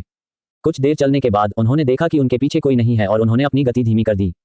5 आवारा साधकों ने एक दूसरे को देखा और चुपके से वापस चले गए। तगड़े कद काठी वाले उस व्यक्ति ने जब देखा कि अब वह अकेला है और अंदर जाने में हिचकिचा रहा है, तो उसके पीछे खड़े किसानों ने उसका मजाक उड़ाया। अंततः अपनी जान को सम्मान से ऊपर रखते हुए वह तगड़ा व्यक्ति शर्मिंदा होकर वापस लौट आया। उसी क्षण 1000 क्राफ्ट्स पवेलियन से एक साधक और स्पिरिट बीस्ट संप्रदाय से एक साधक वहां पहुंचे और उन्होंने किंगजू संप्रदाय के क्यूई कल्टीवेशन ग्रैंड परफेक्शन साधक के साथ मिलकर माउंटेन वैली पर हमला करने के लिए सहयोग मांगा। कई प्रमुख सेनाओं के प्रतिनिधि एकत्रित हुए और उन्होंने मिलकर माउंटेन वैली पर आक्रमण करने का निर्णय लिया। जहां तक रेस्प्लेंडेंट विसेज फ्रूट के स्वामित्व का सवाल है, इस पर उनके बीच कोई चर्चा नहीं हुई। विशेषज्ञों ने मामलों पर चर्चा की और साधना के 8वें स्तर पर होने के कारण वांग होंग स्वाभाविक रूप से इसमें भाग लेने के योग्य नहीं थे। 2 महिला साधिकाएं कभी कभार उससे बात करती थीं और उसके बारे में जानकारी जुटाने की कोशिश करती थीं। जब उन्हें पता चला कि वांग होंग एक साधारण लापरवाह साधक है जिसका कोई खास इतिहास नहीं है, तो दोनों महिलाओं ने उसमें रुचि खो दी। मुझे आश्चर्य है कि क्या इस बार रेस्प्लेंडेंट विसेज फ्रूट को हासिल करने का कोई मौका है। रेस्प्लेंडेंट विसेज एलिक्सीर के बिना मैं कुछ ही वर्षों में बूढ़ी हो जाऊंगी, अंडाकार चेहरे वाली एक महिला ने चिंतित भाव से बुदबुदाते हुए कहा। उसकी निगाहें वहां मौजूद 2 पुरुष साधकों पर टिकी थीं। 2 चोटियों वाली लड़की ने बीच में कहा, मैंने सुना है कि तियांशु शिखर के वरिष्ठ भाई झू ने यूहिंग शिखर की वरिष्ठ बहन शुई को एक तेजस्वी मुख वाला फल दिया और फिर वे दाव साथी बन गए। यदि सीनियर ब्रदर झू इतना उदार उपहार दे सकते हैं तो यह उनकी ईमानदारी का प्रमाण है। निस्संदेह उनके भरोसे जीवन भर का भरोसा करना उचित है। बातचीत के दौरान दोनों महिलाएं कभी कभी दयाभाव से उन दोनों पुरुष साधकों की ओर देखती थीं। वांग होंग ने तुरंत उन्हें आश्वस्त करते हुए कहा, दोनों छोटी बहनों निश्चिंत रहें। अगर मुझे रेस्प्लेंडेंट विसेज फ्रूट मिलता है तो मैं इसे बाजार भाव से कम कीमत पर आपको बेचने को प्राथमिकता दूंगा। दोनों लड़कियां अपनी निराशा को छिपा नहीं सकीं और उनके चेहरे पर एक बेहद दयनीय भाव दिखाई दिया। छोटी बहनों, चिंता मत करो, ये बस एक शानदार चेहरा वाला फल है। मैं तुम्हारे लिए बाद में एक तोड़ लाऊंगा। चर्चा से अभी अभी लौटे एक बड़े भाई ने बेपरवाही से कहा, जो स्पष्ट रूप से वांग होंग के पिछले प्रदर्शन से कहीं बेहतर था। ची साधना के 9वें स्तर पर मौजूद एक अन्य वरिष्ठ भाई ने भी दोनों कनिष्ठ बहनों को तेजस्वी मुख वाला फल देने का वचन दिया। इससे दोनों महिलाएं प्रसन्न हो गईं और दोनों पुरुषों के चारों ओर एक विशेष रूप से अंतरंग वातावरण बन गया। इसके साथ ही वांग होंग के प्रति दोनों वरिष्ठ भाइयों का स्नेह काफी बढ़ गया और उन्होंने उसे माउंटेन वैली में प्रवेश करते समय उनका अनुसरण करने का निर्देश दिया। एक अगरबत्ती जलाने के बाद सभी लोग पर्वतीय घाटी की ओर दौड़ पड़े। इसी बीच घाटी से एक भेड़िए की दहाड़ गूंजी और दानव भेड़ियों का एक झुंड बाहर निकल आया। दोनों पक्षों के बीच तुरंत झड़प शुरू हो गई। साधकों ने जादुई हथियारों से हमला किया और दानव भेड़ियों के मुंह से लकड़ी के नुकीले कांटे निकले। पहले दौर में 1 दर्जन से अधिक दानव भेड़िए मारे गए या घायल हो गए, जबकि कुछ ही साधकों को चोटें आईं। वांग होंग ने भी अपनी उड़ने वाली तलवार से एक दानव भेड़िए को मार गिराया। जैसे जैसे वे पास आते गए, लड़ाई और तेज होती गई। दानव भेड़ियों ने सामने दिखने वाले हर किसी को काट लिया और युद्ध के मैदान में खून के छींटे फैल गए।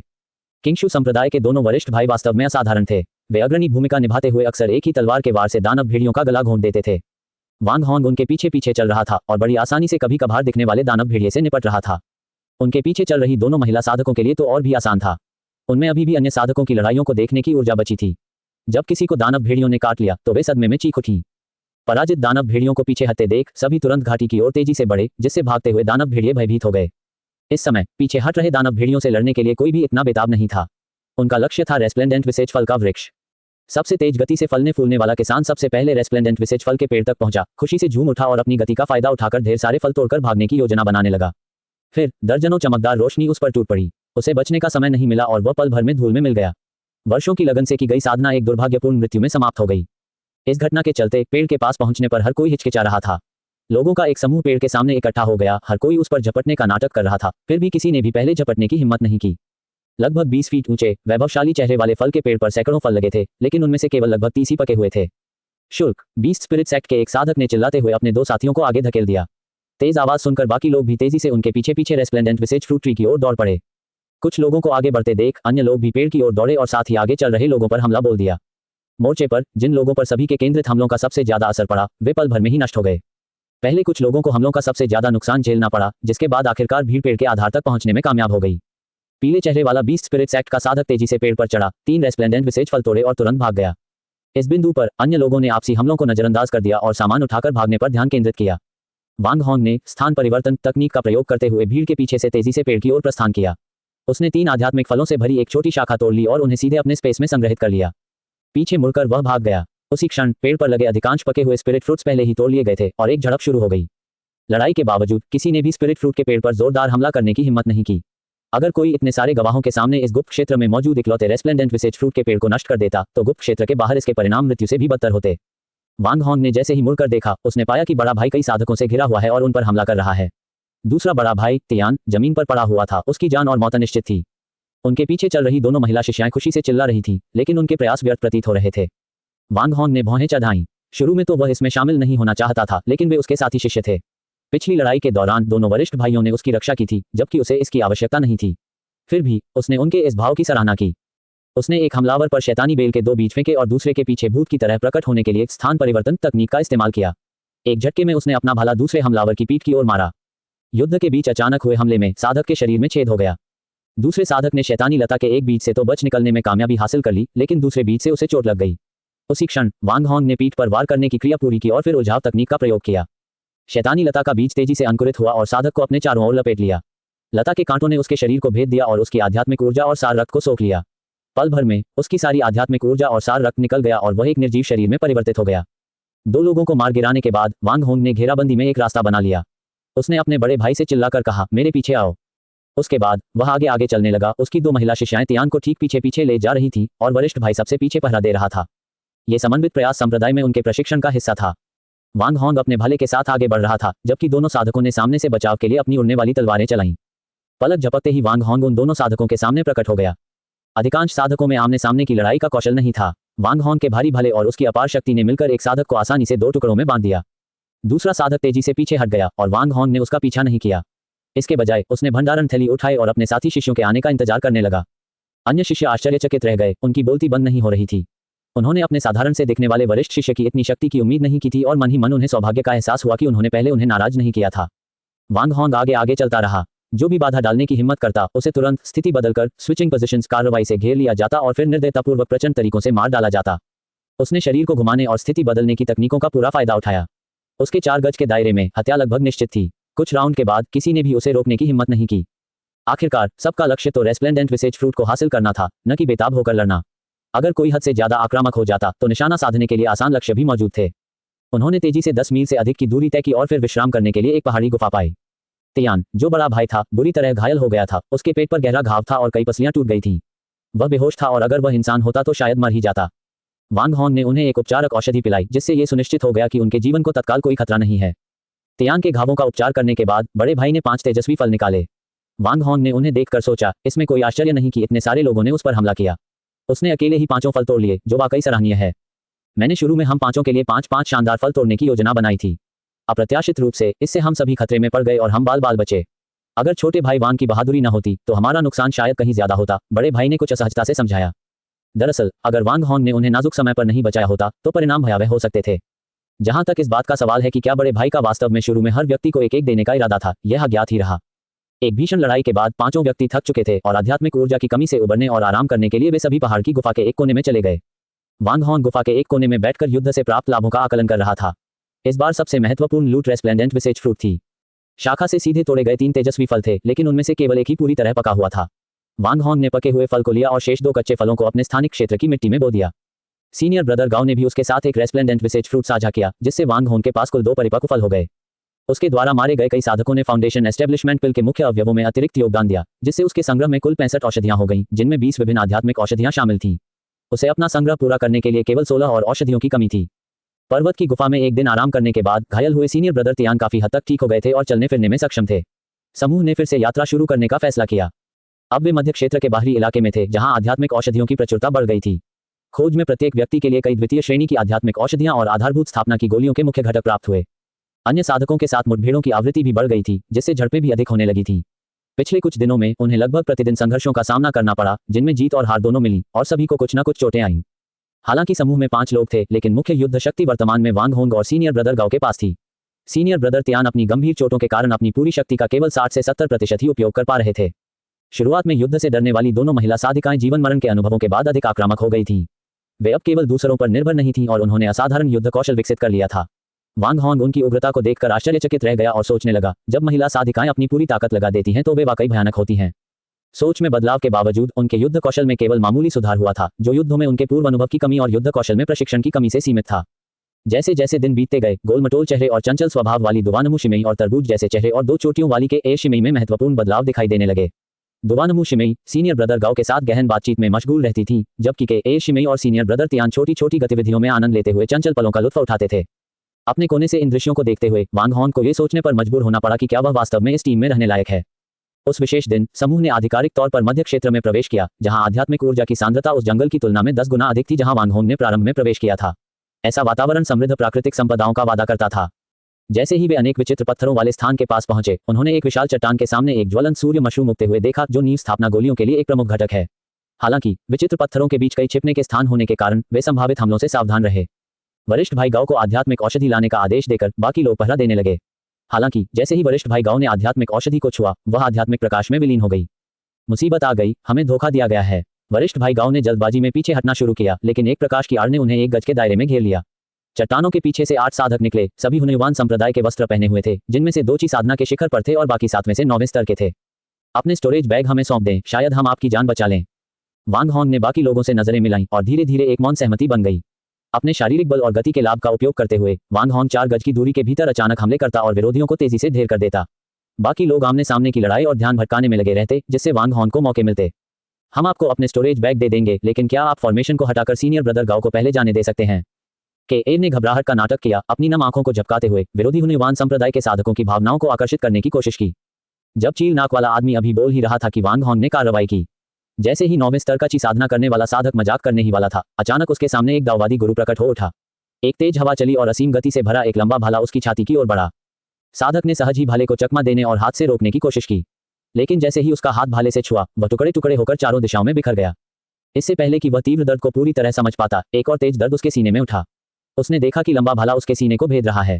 धीरे धीरे उसकी चेतना क्षीण हो गई और उसे दर्द का एहसास होना बंद हो गया। बाज जैसी नाक वाला आदमी कुछ और धमकी भरे शब्द कहने के इरादे से अपनी प्रबल बढ़त का आनंद ले रहा था। वर्षों के कठोर अभ्यास के बाद दूसरों से श्रेष्ठ होने का सुख उसे स्फूर्ति प्रदान कर रहा था। हालांकि उसे ये देखकर क्रोध आ उठा कि घात लगाकर हमला किया गया था और उनमें से एक कुशल योद्धा भाले के एक ही वार से मारा गया था। मार डालो, किसी को भी जिंदा मत छोड़ो। ईगल नोज्ड मैन ने दहाड़ते हुए सोने की ईंट जैसे दिखने वाले आध्यात्मिक हथियार को लहराया और उसे वांग होंग की ओर पटक दिया। पिछले कई दिनों में हुए उनके अनेक युद्धों में यह पहली बार था जब उनका सामना किसी ऐसे साधक से हुआ जो आध्यात्मिक हथियार का उपयोग कर रहा था। आध्यात्मिक हथियार नींव निर्माण करने वाले साधकों के लिए मानक थे, जिनकी कीमत दसियों हजार से लेकर लाखों तक होती थी। आमतौर पर ची साधना करने वाले साधक इन्हें वहन नहीं कर सकते थे। वांग होंग के पास कई आध्यात्मिक हथियार थे, लेकिन वह हमेशा एक शारीरिक साधक के रूप में ही लड़ता रहा था और उसने अभी तक उनका उपयोग नहीं किया था। शायद वांग होंग के पूर्वव्यापी हमले के कारण शेष 7 में से 3 ने तुरंत उस पर हमला कर दिया। वांग होंग ने आती हुई सुनहरी ईंट से खुद को बचाया और 2 अन्य जादुई हथियार पहले से ही उसके पास मौजूद थे। उसने लंबी भाले का उपयोग करके उड़ती हुई तलवार नामक जादुई हथियार को रोक दिया। उसी क्षण एक विशाल जादुई हथियार ने उसके कंधे पर प्रहार किया और उसके शरीर में 1 इंच से अधिक गहराई तक धंस गया। यदि उसकी निपुण शारीरिक परिष्करण क्षमता न होती तो वह 2 टुकड़ों में कट जाता। इसी बीच ईंट के आकार का वह आध्यात्मिक हथियार, जिससे वह अभी अभी बच निकला था, ऊपर से फिर नीचे उतरने लगा, मानो उसे सांस लेने की भी जगह देने का इरादा न रखता हो। अन्य 3 भी खतरनाक परिस्थितियों में थे। उन्हें श्रेष्ठ शक्ति वाले विरोधियों का सामना करना पड़ रहा था। एक साथ 4 दुश्मनों से लड़ना उनके जीवन को खतरे में डाल रहा था। यद्यपि वरिष्ठ भाई गाओ अभी भी प्रतिबंधात्मक संरचना में फंसे हुए थे, फिर भी उन्होंने प्रकाश आवरण पर लगातार हमले किए। हालांकि संरचना उच्च गुणवत्ता की प्रतीत हो रही थी और उनकी ऊर्जा साधना के चरम स्तर के बावजूद इससे सतह पर केवल हल्की हलचल ही हुई। वांग होंग ने नीचे आते हुए सुनहरी ईंट के आध्यात्मिक हथियार को रोकने के लिए अपना लंबा भाला उठाया, लेकिन उसे इतना भारी भार महसूस हुआ कि उसकी भुजाएं सुन्न हो गईं। उसके पैर कमर तक जमीन में धंस गए। उसने अनुमान लगाया कि इस आध्यात्मिक हथियार का वजन कम से कम 1 लाख पाउंड था। मिट्टी में फंसा होने के कारण वह क्षण भर के लिए हिल भी नहीं सका। इस अवसर का लाभ उठाते हुए दुश्मनों ने अपने हमले तेज कर दिए। सुनहरी ईंटों से बना आध्यात्मिक हथियार फिर उठा और वांग होंग के प्रकाश आवरण पर प्रहार किया। हालांकि वह टूटा नहीं, लेकिन आवरण कुछ इंच नीचे धंस गया और उसका रंग फीका पड़ गया। हे, तो तुम एक मोटी भेड़ हो जिसके अंदर एक आध्यात्मिक हथियार छिपा है, लेकिन आध्यात्मिक हथियार होने पर तुम कब तक टिक पाओगे? चील जैसी नाक वाले आदमी ने ईर्ष्या से भरी मुस्कान के साथ उपहास किया। उसने अपनी आध्यात्मिक शक्ति प्राप्त करने के लिए योजना बनाई थी और अपनी सारी बचत खर्च कर दी थी। अब रक्षात्मक आध्यात्मिक शक्ति वाले प्रतिद्वंद्वी का सामना करते हुए उसकी श्रेष्ठता का भाव गायब हो गया। उसने वांग हॉन्ग पर अपना भयंकर हमला जारी रखा। हर बार जब वांग ने बचने के लिए संघर्ष किया तो सोने की ईंट तुरंत नीचे आ गिरी, जिससे उसे सांस लेने का भी मौका नहीं मिला। बाकी तीनों की स्थिति और भी खतरनाक थी। के शिमेई खतरे में थी और एक नाजुक क्षण में सीनियर ब्रदर तियान ने उसके लिए चलाए गए वार को खुद पर ले लिया, जिसके परिणामस्वरूप उनका हाथ कुचल गया। अब तीनों बेहद मुश्किल हालात में थे। वांग हॉन्ग तेजी से जवाबी रणनीति पर विचार कर रहा था। वह इस सिद्धांत को समझता था कि लंबे समय तक रक्षात्मक रुख अपनाने से हार ही होगी। जब तक विरोधी लाइट स्क्रीन को तोड़ नहीं देते या सीनियर ब्रदर तियान और अन्य लोग टिके नहीं रह पाते, तब तक वह अजय रहेगा। अचानक उसे एक प्रेरणा मिली। उसने एक ताबीज निकाला, उसे अपने ऊपर लगाया और वह पूरा शरीर जमीन में धंस गया। कुछ गज की दूरी से वह फिर उछलकर बाहर आ गया। एक नाजुक क्षण में उसे याद आया कि उसके पास कुछ पृथ्वी से बाहर निकलने के ताबीज हैं। चूंकि वह इस स्थिति से बाहर नहीं निकल सकता था, इसलिए उसने मिट्टी में गोता लगाने और किसी अन्य स्थान से बाहर निकलने का विकल्प चुना। जैसे ही वांग हॉन्ग जमीन से कूदा, उसकी आस्तीन से अनगिनत काली जहरीली मधुमक्खियां बाहर निकल आईं। ये उसकी जहरीली मधुमक्खियां थीं, जिन्हें उसने समय के साथ विकसित किया था, और यह पहली बार था जब उसने इनका इस्तेमाल खेती करने वालों के खिलाफ लड़ाई में किया था। वांग हॉन्ग की आस्तीनों से लगातार काली जहरीली मधुमक्खियां निकल रही थीं। पहले तो वह उन्हें सीधे हवा में प्रकट कर सकता था, लेकिन यह बहुत अचानक होता। ईगल नोज मैन ने देखा कि वांग हॉन्ग ने 10,000 से अधिक स्पिरिट बीज को छोड़ा। हालांकि उसकी नजर में यह मृत्यु के कगार पर खड़े किसी व्यक्ति का एक हताश संघर्ष मात्र था। साधारण स्पिरिट मधुमक्खियों में कोई असाधारण व्यक्तिगत शक्ति नहीं होती, वे अपनी संख्यात्मक बढ़त पर निर्भर करती थीं। यदि उनकी संख्या 1 लाख से अधिक होती तो शायद वह मुड़कर भाग जाता। फिलहाल उनकी संख्या लगभग 10,000 ही थी और उसने उन्हें गंभीरता से नहीं लिया। स्पिरिट वाइन का एक घूंट लेते हुए ईगल नोज मैन ने वांग हॉन्ग से सोने की ईंटों की बारिश करने का आदेश देना जारी रखा। आध्यात्मिक हथियार की शक्ति वास्तव में बेहद शक्तिशाली थी। यदि प्रतिद्वंद्वी मायावी शारीरिक तकनीकों पर निर्भर न होकर शरीर परिष्करण में निपुण हो, तो एक ही प्रहार से उसकी जान जा सकती थी। हालांकि आध्यात्मिक हथियार का उपयोग बहुत अधिक होता था। अपनी पूर्ण ऊर्जा साधना के बावजूद भी वह इसका कई बार उपयोग नहीं कर पाता था। सौभाग्यवश उसने पहले ही एक साधक के भंडार से उच्च श्रेणी की स्पिरिट वाइन की 2 बोतलें प्राप्त कर ली थीं। अन्यथा वह आध्यात्मिक हथियार का लापरवाही से उपयोग करने का साहस नहीं करता। जब वांग हॉन्ग ने अपने हाथ में स्पिरिट वाइन की बोतल देखी तो उसे अफसोस हुआ। बोतल पर उसके अमर स्पिरिट वाइन पवेलियन का प्रतीक चिन्ह भी अंकित था। एक झटके के बाद वांग हॉन्ग ने सुनहरी ईंट से बने आध्यात्मिक हथियार का सीधे सामना करने की हिम्मत खो दी। अपने फुर्तीले शारीरिक हाव भाव का इस्तेमाल करते हुए उसने उड़ने वाली तलवार से बने जादुई हथियार के हमलों से बचते हुए कभी कभी उन्हें रोक भी दिया। उसी समय उसने विषैली मधुमक्खियों को उस युद्ध क्षेत्र की ओर झुंड बनाकर जाने का आदेश दिया जहां वरिष्ठ भाई गाओ और अन्य लोग अभ्यास कर रहे थे। एक साधक ने वरिष्ठ भाई गाओ पर प्रहार करने के इरादे से एक उड़ने वाली तलवार उठाई, लेकिन अचानक आत्माओं की मधुमक्खियों का एक समूह उसकी ओर झपटा। इससे पहले कि वह बच पाता, मधुमक्खियों ने उसके पूरे शरीर को घेर लिया। फिर उसे ऐसा महसूस हुआ मानो लाखों सुइयां उसके शरीर में चुभ रही हों, साथ ही एक सुन्नापन सा एहसास भी होने लगा। जल्द ही उसने अपनी आध्यात्मिक ऊर्जा पर नियंत्रण खो दिया और उसे अपने पूरे शरीर में जमते हुए महसूस होने लगा। उसने अपने अंगों पर भी नियंत्रण खो दिया और धीरे धीरे उसकी चेतना अनंत अंधकार में डूब गई। वरिष्ठ भाई तियान, जिन्हें लग रहा था कि उनकी मृत्यु निश्चित है, अचानक अपने सामने बैठे साधक पर आत्माओं के झुंड का हमला होते देख उठे। उन्होंने झट से उनके शरीर को घेर लिया और उड़ने वाली तलवार जमीन पर गिर पड़ी। कुछ ही सांसों के बाद विरोधी साधक की शक्ति समाप्त हो गई और वह लकड़ी के एक सख्त टुकड़े की तरह जमीन पर गिर पड़ा। बड़े भाई तियान, जो बाल बाल मौत से बचे, ने झटपट एक औषधि अपने मुंह में भर ली। साथ में लड़ते हुए उन्होंने महसूस किया कि वांग हॉन्ग काफी शक्तिशाली हो गया था। अपनी सशक्त शारीरिक परिष्करण साधना और रहस्यमय शारीरिक तकनीकों के बल पर वांग हॉन्ग साधारण ची साधना करने वाले साधकों को आसानी से हरा सकता था। अप्रत्याशित रूप से उसके पास अभी भी एक ऐसा शक्तिशाली तुरुप का पत्ता था। इस साधक को मारने के बाद सीनियर ब्रदर तियान और बाकी दोनों की स्थिति में काफी सुधार हुआ। हालांकि अभी भी कुछ नुकसान था, लेकिन पहले की तरह स्थिति उतनी नाजुक नहीं रही। काली विषैली मधुमक्खियों का झुंड एक बार फिर उड़ान भरने लगा और दूसरे साधक की ओर बढ़ने लगा। इस साधक ने पहले भी विषैली मधुमक्खियों की शक्ति देखी थी और उसने तुरंत एक सुरक्षात्मक घेरा बना लिया। विषैली मधुमक्खियों के झुंड ने तुरंत सुरक्षात्मक घेरे को घेर लिया और साधक के चारों ओर एक काला गोला बना दिया। हालांकि अब वांग हॉन्ग की अथक साधना के कारण विषैली मधुमक्खियों की व्यक्तिगत शक्ति ची साधना के बराबर हो गई थी। हजारों की संख्या में उनके हमले का सामना करते हुए उनकी सुरक्षात्मक दीवार कब तक टिक पाएगी? वांग हॉन्ग ने जहरीली मधुमक्खियों का नेतृत्व करते हुए बाजनाक वाले आदमी और उसके साथियों के हमलों से कुशलतापूर्वक बचाव किया। यदि वह 2 और लोगों को मार गिराता तो वह वर्तमान स्थिति को पलट सकता था। विषैली मधुमक्खियों से घिरे साधक की बात करें तो उनके लगातार हमले देखकर उसकी सुरक्षा कवच टूटने की कगार पर थी। पिछले साधक के अंजाम से सबक लेते हुए उसे डर सताने लगा और उसने मदद के लिए बेताब होकर पुकार लगाई। मृत्यु के निकट होने पर कितने लोग शांत रह सकते हैं? वह गुप्त लोक में अवसरों की तलाश में आया था, मृत्यु को गले लगाने नहीं। भयभीत साधक ने अपनी उड़ने वाली तलवार से जहरीली मधुमक्खियों को मारते हुए मदद के लिए चिल्लाया। वह जमीन पर लुढ़का, लेकिन मधुमक्खियों के पैरों के हुक सुरक्षात्मक कवच से मजबूती से चिपके रहे। कुछ क्षण बाद सुरक्षात्मक कवच अंततः दबाव के कारण टूट गया। जहरीली मधुमक्खियों ने तुरंत उसके पूरे शरीर को ढक लिया। मुझे बचाओ, मदद करना, मैं आत्मसमर्पण करता हूँ। ... किसान किसी तरह मदद के लिए एक संक्षिप्त पुकार लगा सका, फिर वह चुप हो गया। जहरीली मधुमक्खियों की भयावहता को देखकर हुनयुवान संप्रदाय के शेष सदस्य भयभीत हो गए। उनके हमले धीमे पड़ गए और उनकी निगाहें चील नाक वाले आदमी की ओर मुड़ गईं। चील जैसी नाक वाले आदमी ने भी स्थिति को भांप लिया। अगर वे आगे बढ़ते रहे तो उन्हें भारी नुकसान उठाना पड़ सकता था। उसने दृढ़ता से चिल्लाकर कहा, पीछे हटो। वह भागने में सबसे आगे था और बाकी 4 लोग भी जल्दी से उसके पीछे पीछे चले गए, इस डर से कि वांग होन की जहरीली मधुमक्खियां उन्हें पकड़ लेंगी। वांग होन ने पीछा नहीं किया, अभी भी 5 विरोधी बचे थे। सीनियर ब्रदर तियान और अन्य लोग बुरी तरह घायल थे और वह बिना मदद के अकेले उन सभी का सामना नहीं कर सकता था। वरिष्ठ भाई तियान और अन्य लोग गंभीर रूप से घायल होने के बावजूद पहले हुए जीवन मरण के संघर्ष में बड़ी मुश्किल से खुद को संभाल पाए थे। अब मुख्य शत्रुओं के चले जाने के बाद वे जमीन पर गिर पड़े। वरिष्ठ भाई तियान को सबसे गंभीर चोटें आई थीं। उनके पुराने घाव भरे नहीं थे बल्कि नए घाव बन गए थे। उनका एक हाथ पहले ही कट चुका था जिससे वे एक हाथ वाले साधक बन गए थे। जब तक उन्हें अंगों को पुनर्जीवित करने वाली कोई दिव्य औषधि नहीं मिल जाती, जो कि वास्तव में दुर्लभ है, तब तक वे इसी अवस्था में रहेंगे। दोनों महिला साधिकाओं की हालत सीनियर ब्रदर तियान से थोड़ी बेहतर थी। उनकी आध्यात्मिक ऊर्जा क्षीण हो गई थी और उनकी नसें क्षतिग्रस्त हो गई थीं। तीनों ने उपचारक औषधि का सेवन किया और मौके पर ही अपने घावों को ठीक कर लिया। वरिष्ठ भाई गांव को घेरने वाली संरचना बेहद मजबूत प्रतीत हो रही थी। भीतर से उनके द्वारा किए गए हमले चाहे जितने भी कारगर साबित हुए, वांग होन ने संरचना का चक्कर लगाया लेकिन उसकी कमजोरी का पता नहीं लगा सका। एकमात्र विकल्प सबसे सीधा था, संरचना को बनाए रखने वाली आध्यात्मिक ऊर्जा को समाप्त कर देना, जिससे वह स्वाभाविक रूप से ध्वस्त हो जाए। किसी भी संरचना के संचालन के लिए आध्यात्मिक ऊर्जा के समर्थन की आवश्यकता होती है। कुछ छोटी संरचनाएं आकाश और पृथ्वी की आध्यात्मिक ऊर्जा से शक्ति प्राप्त करके अनिश्चित काल तक चल सकती हैं। हालांकि व्यक्तियों को फंसाने के उद्देश्य से बनाई गई इस तरह की अस्थायी संरचनाओं के लिए केवल आकाश और पृथ्वी की आध्यात्मिक ऊर्जा पर निर्भर रहना पर्याप्त नहीं था। संरचना को सुचारू रूप से चलाने के लिए उन्हें आध्यात्मिक पत्थरों की आवश्यकता होती थी। संरचना जितनी शक्तिशाली होती थी उतनी ही अधिक आध्यात्मिक पत्थरों की खपत होती थी। संप्रदाय के पर्वतों की रक्षा करने वाली जैसी विशाल संरचनाएं आध्यात्मिक ऊर्जा के प्राथमिक स्रोत के रूप में स्पिरिट वेन्स पर निर्भर करती थी और जहां आवश्यक हो वहां स्पिरिट स्टोन्स द्वारा इसकी पूर्ति की जाती थी। वांग होन ने विषैली मधुमक्खियों को संरचना की बाधा पर हमला करने का निर्देश दिया, जिससे वरिष्ठ भाई गाओ को संरचना पर हमला करने में सहायता मिली। संरचना की आध्यात्मिक ऊर्जा को समाप्त करने में लगभग एक अगरबत्ती के बराबर समय लगा, जिसके परिणामस्वरूप अंततः वरिष्ठ भाई गाओ मुक्त हो गए। संरचना के टूटने पर कई सरनी प्लेटें प्रकट हुई, एक मुख्य सरनी प्लेट और 5 सहायक सरनी प्लेटें। उनमें जड़े हुए स्पिरिट स्टोन राख में बदल गए थे। खांचों की गिनती करने पर ऐसी संरचना बनाने के लिए कम से कम 200 स्पिरिट स्टोन की आवश्यकता होती। यद्यपि वरिष्ठ भाई गाओ प्रतिबंध संरचना के भीतर फंसे हुए थे, फिर भी वे बाहरी युद्ध को देख सकते थे। जो एक अपरिहार्य मृत्यु प्रतीत हो रही थी, वह कनिष्ठ भाई वांग द्वारा आत्मा मधुमक्खियों को मुक्त करने के कारण एक राहत में तब्दील हो गई। किंगजू संप्रदाय ने एक ऐसे दुर्जय साधक को जन्म दिया था और उन्होंने उसके बारे में पहले कभी नहीं सुना था। वांग होन ने एक बार फिर उनकी जान बचाई थी। सीनियर ब्रदर गाओ ने तुरंत सरनी प्लेट वांग होन को सौंप दी और बाकी तीनों ने भी उसे सभी सरनी प्लेटें ले जाने की अनुमति दे दी। उन्हें प्राप्त हुए 3 भंडारण बैग भी वांग होन के हिस्से के रूप में घोषित किए गए और चारों के बीच उनका कोई विभाजन नहीं किया गया। वांग होन को थोड़ा अपराध बोध हुआ। उन सभी ने मिलकर मार खाई थी, लेकिन अब सारा फायदा सिर्फ उसे ही मिल रहा था।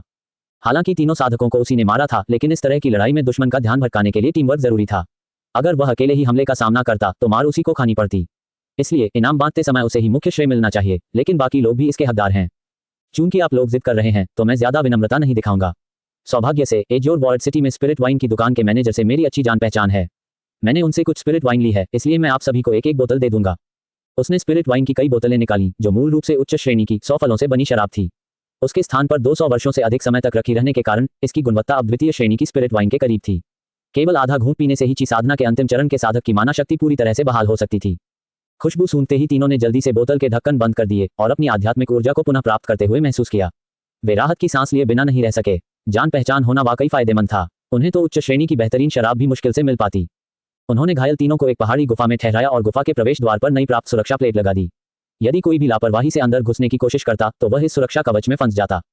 वांग होंग और सीनियर ब्रदर गाओ ने आसपास के इलाके में आध्यात्मिक औषधि की खोज की। हाल ही में प्राप्त 3 भंडारण थैलों में वांग होंग को 20 से अधिक फाउंडेशन एस्टेब्लिशमेंट पिल की प्राथमिक जड़ी बूटियां मिली। ऐसा प्रतीत होता है कि इन चारों ने कई साधकों को लूटा था। अब उसके पास 100 से अधिक प्राथमिक जड़ी बूटियां थीं, लेकिन 36 प्रकारों में से उसके पास केवल 31 ही थीं। शेष 5 अभी भी लापता थीं। संप्रदाय प्रशिक्षण के दौरान यह उल्लेख किया गया था कि वे मध्य क्षेत्र में कई स्थानों पर उगती हैं। उन्हें उन स्थानों पर जाना ही था। हालांकि इस बार उन्होंने अकेले जाने की योजना बनाई। समय किसी का इंतजार नहीं करता और अगर कोई उनसे पहले वहां पहुंच गया तो आध्यात्मिक औषधियां प्राप्त करना मुश्किल हो जाएगा। साथ ही गंभीर रूप से घायल तीनों साधकों के ठीक होने में भी समय लगेगा। अन्य साधकों के विपरीत, जिन्हें योगदान अंक प्राप्त करने और नींव स्थापना की गोलियां प्राप्त करने के लिए केवल आध्यात्मिक औषधि देनी होती थी, उसे सभी प्राथमिक जड़ी बूटियां एकत्र करनी पड़ती थीं। उसे न केवल अपने लिए नींव स्थापना की गोलियों की आवश्यकता थी, बल्कि उसे अपने भावी अधीनस्थों के लिए भी बड़ी संख्या में इनकी खेती करनी थी। जैसे जैसे उसकी साधना का स्तर बढ़ता गया, उसके अधीनस्थों को भी अपने साधना स्तर को उसके अनुरूप बनाए रखना आवश्यक हो गया। भविष्य में यदि वह उच्च श्रेणी की आध्यात्मिक वस्तुओं को बेचना चाहता तो केवल ची साधना पर निर्भर रहना स्थिति को नियंत्रित करने के लिए पर्याप्त नहीं होता। वांग होन को अकेले जाते देख सीनियर ब्रदर गाओ और बाकी लोगों को थोड़ी हिचकिचाहट हुई, लेकिन वे उसे रोक नहीं सके। हर किसी के अपने अपने काम थे। जाने से पहले वांग हॉन्ग ने नव प्राप्त सरनी प्लेटों को तीनों घायल साधकों के लिए सुरक्षा हेतु छोड़ दिया। आप देख रहे हैं कल्टिवेशन मॉडल। अगर आपको हमारा कंटेंट पसंद आता है तो लाइक, शेयर और सब्सक्राइब जरूर करें। वांग हॉन्ग के समूह से अलग होने के बाद वह सावधानी से आगे बढ़ा और आध्यात्मिक औषधि की खोज में सहायता के लिए रास्ते में 100 विषैली मधुमक्खियां छोड़ दी। इससे उसकी प्राप्ति में उल्लेखनीय वृद्धि हुई। इस समय वांग हॉन्ग चट्टान पर स्थित एक चाय के पेड़ का निरीक्षण कर रहा था। एक आत्मा मधुमक्खी उसे कुछ देर पहले यहां लेकर आई थी। चाय का पेड़ लगभग 3 फुट ऊंचा था, जिसमें कई शाखाएं और दर्जनों चमकीले हरे अंकुर थे। पेड़ के नीचे एक छोटी पहाड़ी गुफा थी और नीचे से एक विशाल पक्षी के घोंसले का किनारा दिखाई दे रहा था। वांग हॉन्ग ने एक पत्थर उठाकर घोंसले के किनारे की ओर फेंका। अंदर से कोई प्रतिक्रिया नहीं हुई, जिससे संकेत मिलता है कि पक्षी संभवतः शिकार करने गया हुआ था।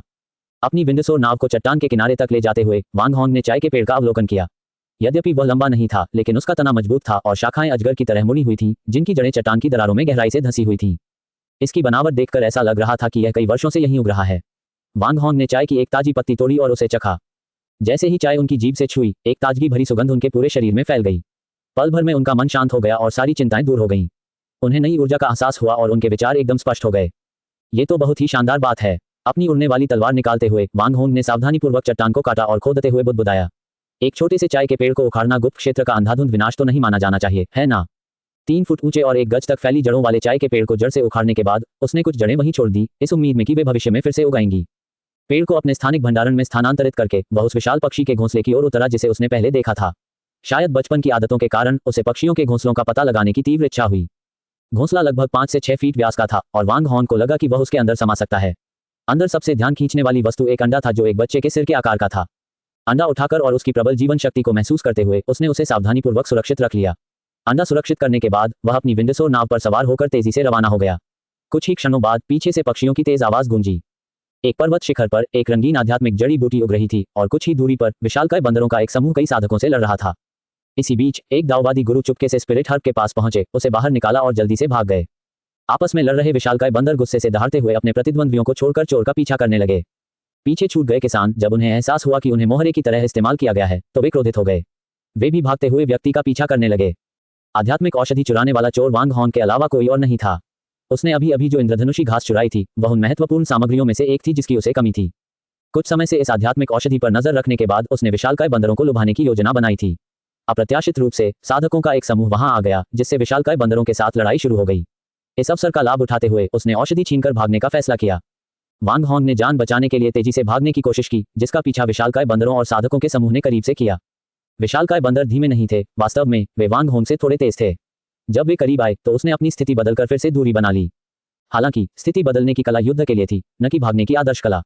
इससे शारीरिक और मानसिक ऊर्जा दोनों ही तेजी से समाप्त हो जाती थी। यदि इसका उपयोग केवल यात्रा के लिए किया जाए तो थोड़ी दूरी तय करने से भी उसकी पूरी आध्यात्मिक ऊर्जा समाप्त हो जाएगी और स्पिरिट वाइन से इसकी भरपाई करना भी पर्याप्त नहीं होगा। वांग हॉन्ग ने अपनी जान बचाने के लिए दौड़ते हुए स्पिरिट वाइन को गटक लिया। अचानक उसने आगे कुछ किसानों का एक समूह देखा और उनकी ओर दौड़ पड़ा। उसे पास आते देख साधकों ने अपने जादुई हथियार लहराए और हमला करने के लिए तैयार हो गए। ऐसा लग रहा था कि अगर वह आगे बढ़ता रहा तो वे उसे जान से मारने में जरा भी संकोच नहीं करेंगे। बेबस होकर वांग हॉन्ग को अपनी दिशा बदलनी पड़ी और भागने का सिलसिला जारी रखना पड़ा। हालांकि इस देरी ने विशालकाय बंदरों को और भी करीब ला दिया। हताशा में वांग हॉन्ग ने अपनी उड़ने वाली नाव बुलाई और ऊपर की ओर उड़ गया। आकाश में नीचे विशालकाय बंदर हताशा में दहाड़ रहे थे, क्योंकि वे हवा में उसका पीछा करने में असमर्थ थे। ठीक उसी क्षण वांग हॉन्ग ने देखा कि उसके पीछे पीछा कर रहे साधकों ने विलो के पत्तों के आकार का एक उड़ने वाला जादुई हथियार प्रकट किया था। आश्चर्यजनक रूप से यह उसकी पवनचक्की की नाव से भी बड़ा था, कई लोगों को ले जाने में सक्षम था और बहुत तेज था। देखते ही देखते वह वांग हॉन्ग के ऊपर से उड़ गया। नीचे उतरो। ऊपर उड़ रहे जादुई हथियार से हंसी की आवाज गूंजी और कुछ जादुई हथियार उसकी ओर भेजे गए। वांग हॉन्ग ने ड्रैगन सरपेंट एस्केप तकनीक का इस्तेमाल करते हुए हमलों से खुद को बचाया और साथ ही उड़ते हुए जादुई हथियार पर जवाबी हमला करने के लिए एक लंबे भाले का इस्तेमाल किया। हालांकि विरोधी के जादुई हथियार में एक रक्षात्मक तंत्र मौजूद था। जादुई हथियार पर लहरें दिखाई दी, जिन्होंने लंबे भाले को रोक दिया।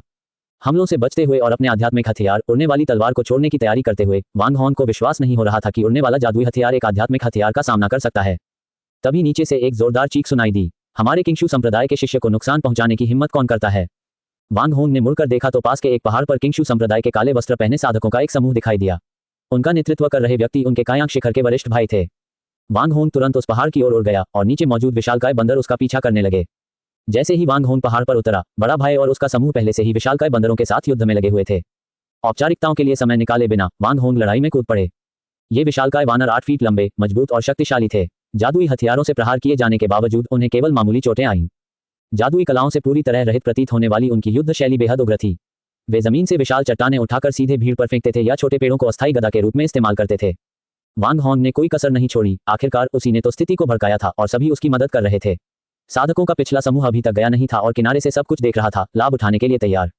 स्थिति बदलने की तकनीक का उपयोग करते हुए वांग हॉन्ग एक विशालकाय बंदर की ओर दौड़ा, उसके दिल को भाले से छेद दिया और फिर उनमें से सबसे बड़े दूसरे बंदर के साथ युद्ध में उलझ गया। बड़े भाई ने एक विशाल आध्यात्मिक हथियार का इस्तेमाल किया और एक ही झटके में एक विशालकाय बंदर को 2 हिस्सों में काट दिया, फिर दूसरे को भी 2 टुकड़ों में काट डाला। ये देखकर वांग हॉन्ग से लड़ रहा विशालकाय वानर दूसरों पर दहाड़ा। वे सब मुड़कर भाग गए। छुपकर देख रहे साधक भी लड़ाई समाप्त होते ही चले गए। मेरी जान बचाने के लिए आप सभी वरिष्ठ भाइयों का बहुत बहुत धन्यवाद। झड़प के बाद वांग हॉन्ग ने आभार व्यक्त किया। सफाई के लिए ज्यादा कुछ नहीं था क्योंकि ये राक्षसी जीव अमीर नहीं थे। उनके शरीर से मिली कुछ सामग्रियों के अलावा कोई खास कीमती सामान नहीं था। उन्होंने जमीन से उठाए गए पत्थरों को भी हथियार के रूप में इस्तेमाल किया। जूनियर ब्रदर वांग, शिष्टाचार की कोई आवश्यकता नहीं है। हम सभी एक ही संप्रदाय के सदस्य हैं और हमें एक दूसरे की मदद करनी चाहिए। अगर आपको असहज महसूस हो रहा है तो हमारे लौटने पर हमें आध्यात्मिक भोज और थोड़ी शराब पिला दीजिएगा, बड़े भाई ने प्रसन्नतापूर्वक कहा। वांग हॉन्ग ने अब देखा कि समूह में 8 साधक थे, जिनमें से अधिकांश कायांग शिखर से थे, जिनमें उसका पड़ोसी चेंगजान भी शामिल था। उसने बुरे व्यक्ति से इस खतरनाक मध्य क्षेत्र में आने की उम्मीद नहीं की थी। जरूर जरूर, मैं आप सबको बाद में एक शानदार दावत दूंगा। मुझे आध्यात्मिक खाना पकाने की थोड़ी बहुत जानकारी है। वांग हॉन्ग हमेशा अपने स्पेस में भरपूर खाना रखता था और जब भी उसे बाहर कुछ स्वादिष्ट दिखता था तो वह विभिन्न सामग्रियां इकट्ठा कर लेता था। इसलिए दावत का विचार उन्हें अच्छा लगा। इसके अलावा आभार व्यक्त करने का उन्हें कोई और तरीका सूझ ही नहीं रहा था।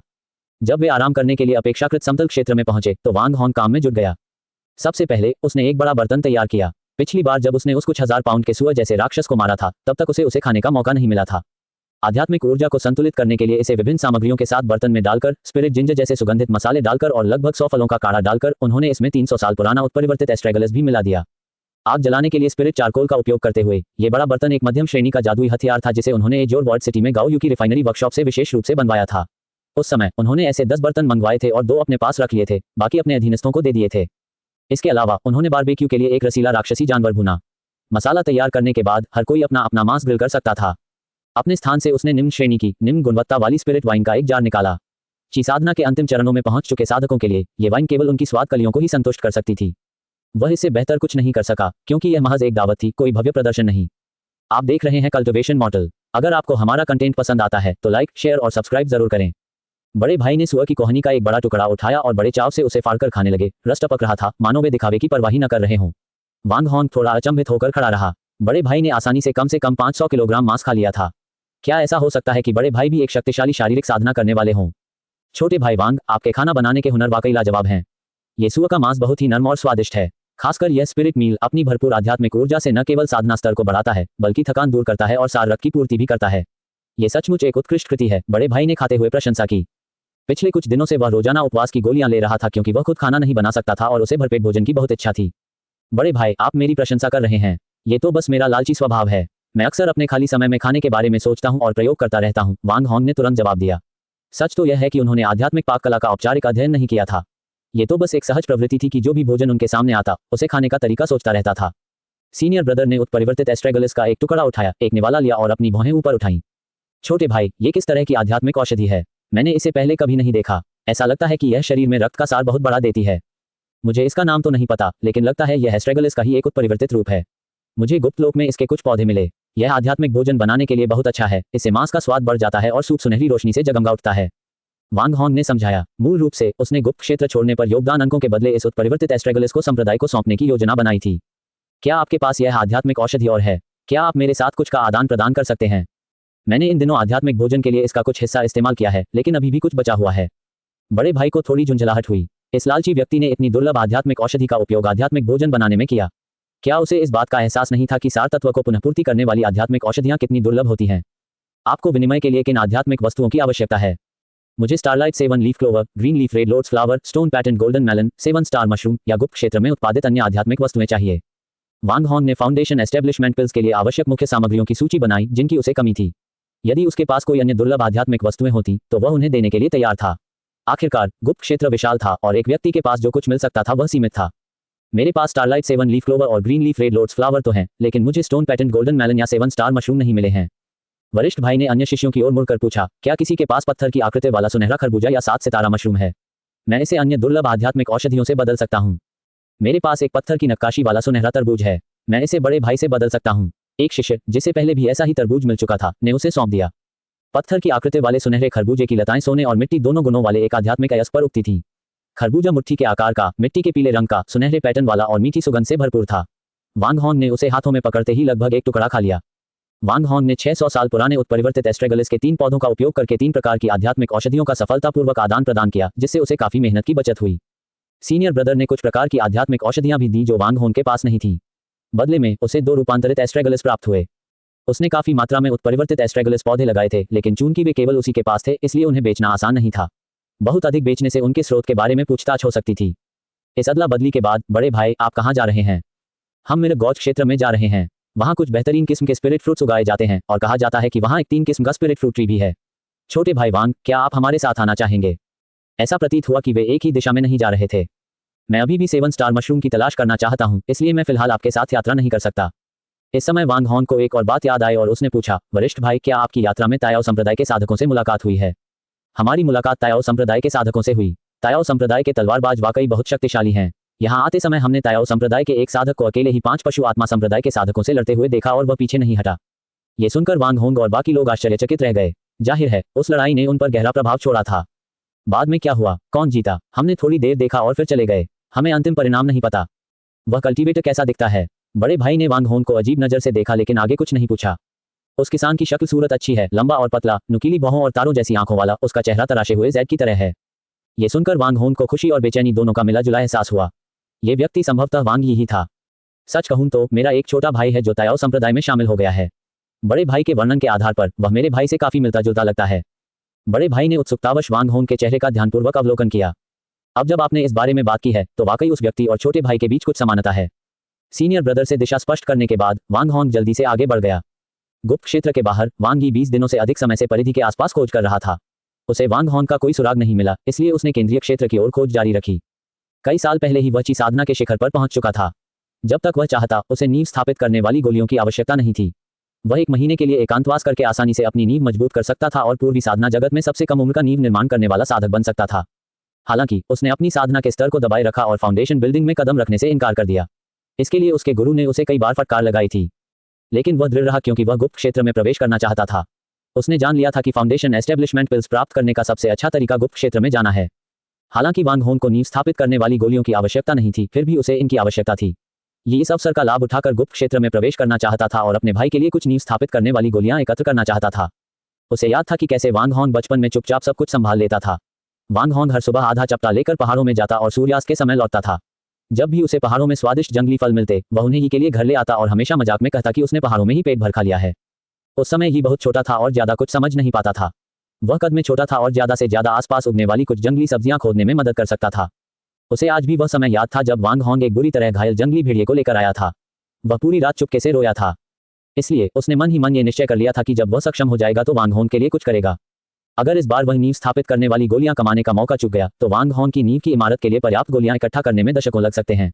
तब तक वांग हॉन्ग शायद बूढ़ा हो चुका होगा। उसे इस बात की उम्मीद नहीं थी कि वांग हॉन्ग भी गुप्त क्षेत्र में प्रवेश कर चुका है। गुप्त क्षेत्र खतरनाक था और अगर वांग हॉन्ग को कुछ हो जाता तो ई की आध्यात्मिक औषधि की खोज का क्या फायदा होता। इसलिए गुप्त क्षेत्र में प्रवेश करने के बाद उनका पहला लक्ष्य आध्यात्मिक औषधि खोजने से बदलकर वांग हॉन्ग का पता लगाना हो गया। हालांकि वह सक्रिय रूप से आध्यात्मिक औषधि की खोज नहीं कर रहा था, फिर भी कई साधकों ने जिनसे वह मिला उस पर हमला करने की कोशिश की, ये सोचकर कि उसकी अकेली यात्रा के कारण वह एक आसान लक्ष्य है। परिणामस्वरूप उसने उन साधकों के भंडारों से काफी मात्रा में आध्यात्मिक औषधि प्राप्त कर ली। कम से कम वह उन्हें नींव स्थापना की गोली के बदले में दे सकता था। मध्य क्षेत्र में प्रवेश करने के बाद से उसे और भी कई लड़ाइयों का सामना करना पड़ा था। अभी हाल ही में उसने 5 बीस्ट स्पिरिट्स एक्ट के साधकों के साथ एक भयंकर युद्ध किया था, जिसके परिणामस्वरूप दोनों पक्षों को चोटें आईं। उसने उनमें से 2 को मार डाला था, लेकिन उन्होंने उसे कई घाव दिए थे। घटनास्थल से निकलने के बाद उसे हमेशा ऐसा लगता था कि कोई उसे घूर रहा है। शायद दूसरे लोग उसकी चोटों का फायदा उठाना चाहते थे। उन्हें पता था कि उन्हें फिर से निशाना बनाया जा रहा है। शायद उन्हें लगा होगा कि चोटों के कारण वे पलटवार नहीं कर पाएंगे। उसने मन ही मन उपहास करते हुए सोचा, क्या तुम्हें सच में लगता है कि मैं घायल होने के कारण तुम्हें नहीं मार सकता? उसने न हिलने का फैसला किया और वहीं बैठ गया। एक सुनहरी लंबी तलवार निकाली और उसे अपने घुटनों पर क्षैतिज रूप से रख लिया। उसने धीरे से तलवार के ऊपरी भाग को सहलाया। तलवारबाजी के साधक के रूप में एकाग्रता प्राप्त करना अत्यंत महत्वपूर्ण था। केवल एक तलवार से, चाहे उसके पास 1000 प्रकार की तलवारें हों या अनगिनत जादुई कलाएं, वह एक ही बार में उन सभी को भेद सकता था। उसी क्षण 5 चमकदार रोशनी उसकी ओर बढ़ी और जादुई हथियार बन गईं। वांग यी ने अपनी लंबी तलवार उठाई और उससे एक चकाचौंध भरी तलवार की रोशनी निकली। प्रकाश की किरणें हवा में 9 भागों में बंट गईं। उनमें से 5 ने आने वाले जादुई हथियारों को रोक दिया, जबकि शेष 4 तेज गति से झाड़ियों की ओर दौड़ पड़े। झाड़ियों से कुछ दर्दनाक चीखें सुनाई दी और यह स्पष्ट नहीं था कि वे जीवित थे या मृत। हालांकि जादुई हथियारों में से एक बेकाबू होकर जमीन पर गिर गया। शेष 4 जादुई हथियार तलवार की चमक से टकराए और उसे बिखेर दिया। जादुई हथियार 1 फुट पीछे धकेल दिए गए। तलवार के इस प्रहार के बाद वांग ही के मुंह के कोने से खून टपकने लगा। इस प्रहार से उसकी आंतरिक चोटें और बढ़ गई थीं और उसकी बची हुई आध्यात्मिक ऊर्जा लगभग समाप्त हो चुकी थी। उसके पास मौजूद स्पिरिट वाइन की बोतल युद्ध के इन दिनों के दौरान ही खत्म हो चुकी थी। आप देख रहे हैं कल्टिवेशन मॉडल। अगर आपको हमारा कंटेंट पसंद आता है तो लाइक, शेयर और सब्सक्राइब जरूर करें। वांग ही, जो अब बुरी तरह घायल था और जिसकी आध्यात्मिक ऊर्जा पूरी तरह समाप्त हो चुकी थी, हार के कगार पर खड़ा था। कुछ क्षण पहले ही उसने एक ही बार में एक प्रतिद्वंद्वी को परास्त कर दिया था, लेकिन अब उसकी तलवारबाजी केवल एक और हमले की ही शक्ति दे सकती थी। शेष 4 विरोधी झाड़ियों से बाहर निकले और धीरे धीरे उसकी ओर बढ़ने लगे। जैसे जैसे वे पास आते गए, उनके जादुई हथियार उनके चारों ओर घूमने लगे। वांग ही ने अपनी लंबी तलवार एक बार फिर उठाई और चारों में से एक से निगाहें मिलाईं। जैसे ही उसकी नजर दूसरे पर पड़ी, वह व्यक्ति चुपके से 2 कदम पीछे हट गया। ये देखकर बाकी तीनों हिचकिचाने लगे। आगे बढ़ने में उन्हें झिझक हो रही थी। उन्होंने एक दूसरे की ओर देखा। हर कोई उम्मीद कर रहा था कि कोई और पहल करेगा। हा, रीढ़विहीन चूहों का झुंड। क्रोधित होकर उनमें से एक चिल्लाया, एक साथ हमला करो। 4 जादुई हथियार एक साथ वांग ही की ओर फेंके गए। एक ही झटके में उसने एक और प्रतिद्वंद्वी को ढेर कर दिया। इस प्रहार के बाद वांग ही के घावों से खून बहने लगा और उसका संतुलन बिगड़ गया। इसके बावजूद उसने चुनौती भरे लहजे में कहा, रीढ़विहीन चूहों, अंदाजा लगाओ अगला कौन होगा। शेष तीनों दुविधा में थे, क्योंकि वे समझ गए थे कि वांग ही अपनी सीमा के करीब पहुंच चुका है। उन्होंने उसकी शक्तिशाली तलवारबाजी तकनीक से ऊर्जा की भारी खपत को महसूस किया और सोचने लगे कि क्या वह एक और हमला कर पाएगा। हालांकि किसी ने भी अपनी जान जोखिम में डालकर इसे आजमाने की हिम्मत नहीं की। सफलता के इतने करीब आकर लड़ाई छोड़ देना खेदजनक प्रतीत होता था। वांग ही जैसे कुशल साधकों के पास आमतौर पर बहुमूल्य खजाने होते थे। जब तीनों हिचकिचा रहे थे, तभी एक बुजुर्ग साधक एक बड़ी चट्टान के पीछे से प्रकट हुआ। उसने लापरवाही से वांग ही की ओर एक जल तीर का ताबीज फेंका और तेजी से पीछे हट गया। स्पष्ट रूप से वांग ही को उकसाने और उसकी ताकत का आकलन करने की कोशिश करते हुए बुजुर्ग साधक का इरादा था कि वांग ही उलझ जाए, जिससे वह दूसरों के लिए असुरक्षित हो जाए। उसी क्षण एक काली आकृति तेजी से पास आई। वह भूतिया ढंग से आगे बढ़ी और पलक झपकते ही 4 झांक की दूरी पर प्रकट हो गई। वांग ही को अपनी सीमित आध्यात्मिक ऊर्जा के बावजूद आने वाले ताबीज से बचाव के लिए अपनी शेष ऊर्जा का उपयोग करना पड़ा। जैसे ही वांग ही प्रतिरोध करने के लिए तैयार हुआ, काले दाववादी वस्त्र पहने एक आकृति, जिसके हाथ में एक काला लंबा भाला था, वांग ही और उस भाले के बीच आ खड़ी हुई। राहत की सांस लेते हुए वांग ही अपनी स्थिति बनाए नहीं रख सका और गिर पड़ा। जमीन पर लेटे हुए धुंधली दृष्टि वाले वांग ही ने ताबीज से निकले जल के तीर को उस काली आकृति पर लगते हुए देखा। हालांकि नवागंतुक ने कोई ध्यान नहीं दिया और अनगिनत काले बिंदु छोड़े जो बुजुर्ग साधक की ओर तेजी से बढ़ रहे थे। दाववादी गुरु काले लंबे भाले को धारण किए हुए तेजी से शेष 3 विरोधियों तक पहुंचे। एक ही बार में उन्होंने एक साधक के सिर को भेद दिया, जिससे वह लाल और सफेद रंग के छींटों में बिखर गया। अगले चरण में दाववादी गुरु का सामना काले ढाल वाले एक साधक से हुआ। भाले के एक क्षैतिज प्रहार से ढाल और साधक दोनों 5 झांक दूर जा गिरे। एक भीषण धमाके की आवाज गूंजी जब दानव अजगर एक विशाल चट्टान से टकराया, जिससे एक मानव आकार का गड्ढा बन गया। साधक की हड्डियां और अंग चकनाचूर हो गए। रक्त और आंतरिक अंगों के टुकड़े जमीन पर बिखर गए।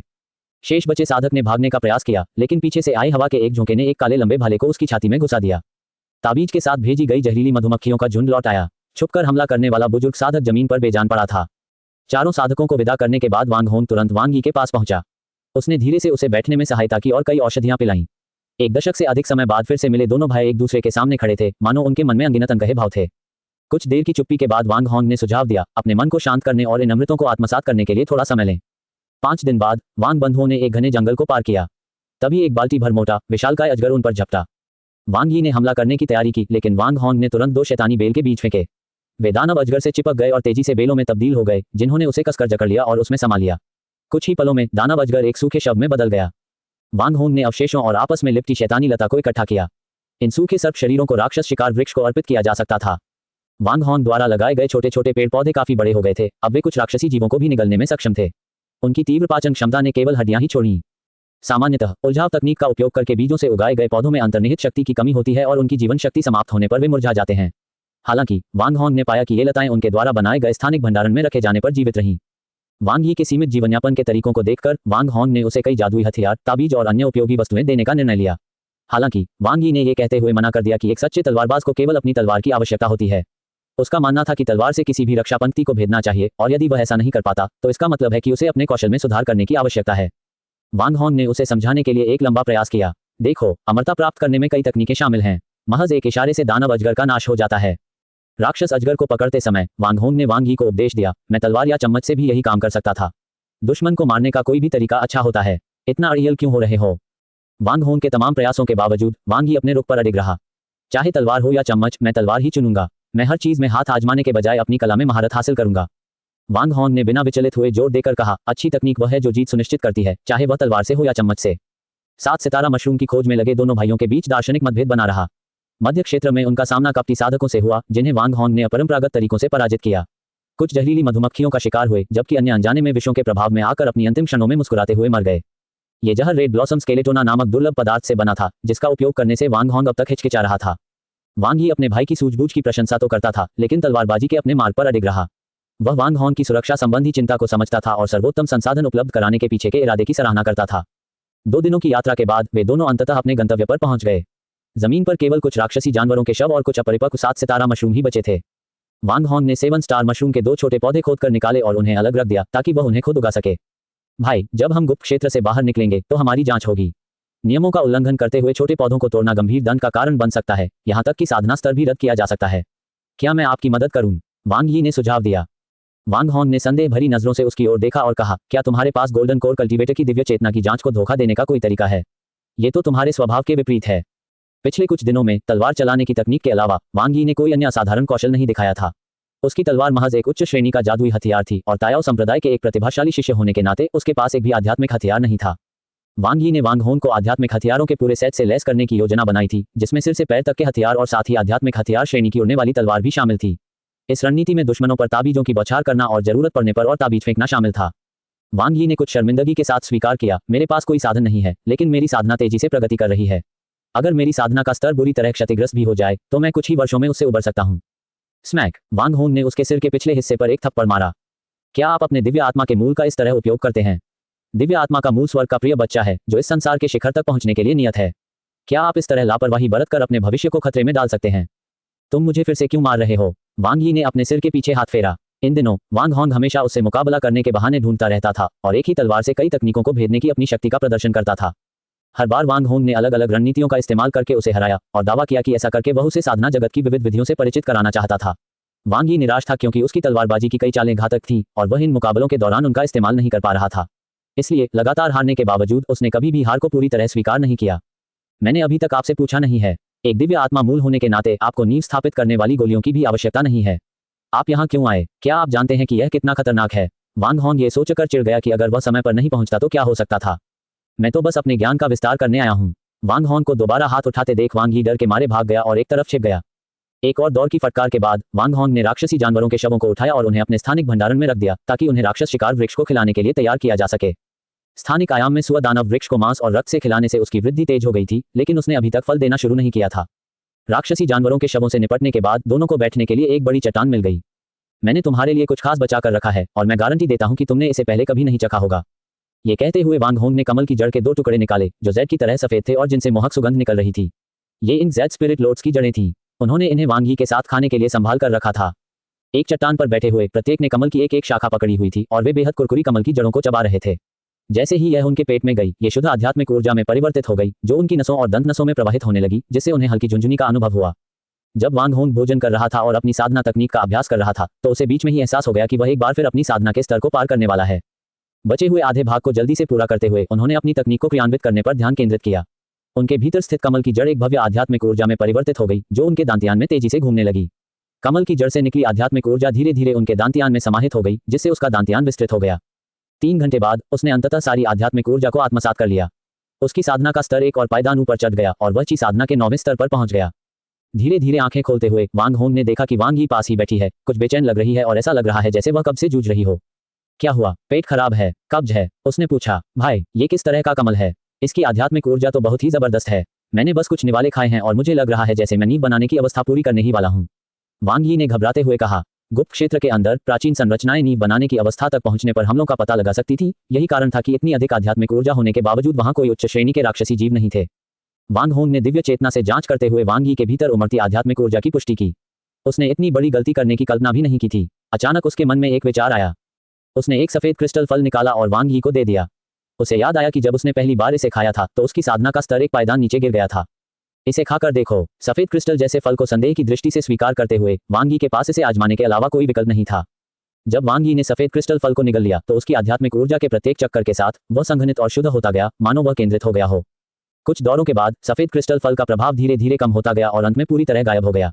वांग यी को थोड़ी राहत महसूस हुई। ये काम तो करता है, लेकिन मेरे पास सिर्फ एक ही है।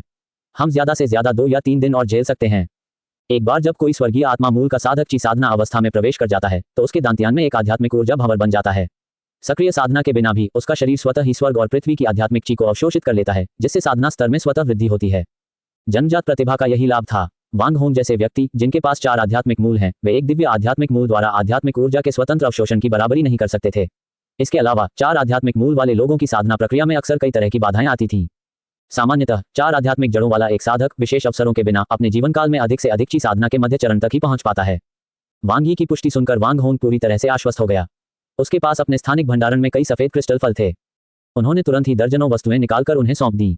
वांग यी ने अपनी दिव्य चेतना से जांच करते हुए सुखद आश्चर्य का भाव प्रकट किया। वांग होंग की पृष्ठभूमि और योग्यता की कमी को देखते हुए वह उसके स्वास्थ्य को लेकर चिंतित था, क्योंकि साधना जगत में उसका जीवित रहना बेहद मुश्किल था। हालांकि इस मुलाकात ने उसका नजरिया पूरी तरह बदल दिया। उसने पाया कि उसका भाई असाधारण रूप से शक्तिशाली है, क्योंकि उसने 4 साधकों को सहजता से मार गिराया था। इसके अलावा वांग होंग की संपत्ति एक साधारण साधक की तुलना में कहीं अधिक थी। हालांकि वांग यी को एक स्वर्णकोर साधक ने शिष्य के रूप में स्वीकार कर लिया था, लेकिन उनके गुरु के कई शिष्य थे और उनके कुछ रक्त संबंधी भी थे। इसलिए उनके संसाधन सीमित थे और उनके पास स्पिरिट स्टोन अर्जित करने का कोई अन्य साधन नहीं था। भाई, क्या तुम अक्सर लोगों को मारते हो और खजाने लूटते हो? क्या खजाने की खोज करने वाले सभी साधक इतने धनी होते हैं? वांग यी ने पूछा। बकवास। तुम्हारा भाई धर्मात्मा है, नैतिक रूप से ईमानदार है, हमेशा दूसरों की मदद करने के लिए तत्पर रहता है, साधना जगत के लिए एक आदर्श है। भला मैं इस तरह की हत्या और लूटपाट में कैसे शामिल हो सकता हूँ? वांग होंग ने गंभीर भाव से उत्तर दिया। छोटे भाई, साधना जगत में क्या आपने कभी यह कहावत सुनी है? वांग होंग ने रहस्यमय ढंग से पूछा। कौन सा कथन? कष्टों में फंसे 10 लोग अमृत बेचने वाले एक व्यक्ति के बराबर अच्छे नहीं होते। वांग यी ने अचानक सब कुछ समझ आने का नाटक करते हुए कहा, भाई, क्या तुम किसी की औषधि की दुकान में गुपचुप तरीके से मुनाफा कमा रहे हो? अगर वे तुम्हें पकड़ लेते हैं तो तुम्हारी टांगें टूट सकती हैं। धड़ाम। वांग होंग ने फिर से उसके सिर पर प्रहार किया।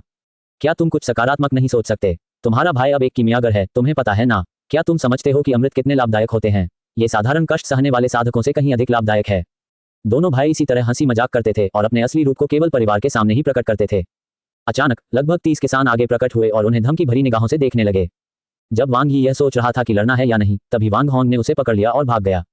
उन्हें भागते देख पीछे से पीछा कर रहे किसानों ने उनका पीछा करना शुरू कर दिया। पीछे मुड़े बिना वांग होंग ने सीधे मुट्ठी भर ताबीज पीछे फेंक दिए। हालांकि वे निम्न श्रेणी के ताबीज थे, लेकिन उनकी भारी मात्रा चौंकाने वाली थी। सबसे आगे खड़े दोनों साधक पल भर में ताबीजों की तेज रोशनी में समा गए। धुआं छंटने पर पता चला कि दोनों साधक मर चुके थे, उनके शरीर के टुकड़े टुकड़े हो चुके थे। कैसा लगा? इस तरह दुश्मनों को मारना कितना संतोषजनक है ना? वांग होंग ने वांग यी में अपने कुछ विश्वासों को स्थापित करना जारी रखा। पीछा करने वालों का भयानक अंजाम देखकर पीछे से आ रहे लोगों की हिम्मत ही नहीं बची। धीरे धीरे वे वांग होंग और वांग यी से दूर होते चले गए और अंत में गायब हो गए। गुप्त क्षेत्र में प्रवेश किए हुए उन्हें 2 महीने हो चुके थे। इस दौरान कई साधकों ने आध्यात्मिक जड़ी बूटियों की खोज बंद कर दी और अन्य साधकों का शिकार करने के लिए दर्जनों के समूह बना लिए, क्योंकि अब आध्यात्मिक जड़ी बूटियां ढूंढना पहले जितना आसान नहीं रह गया था। तुलनात्मक रूप से हत्या और लूटपाट से होने वाला लाभ कहीं अधिक था। अगले कुछ दिनों में वांग यी ने लगातार दर्जनों सफेद क्रिस्टल फल खाए।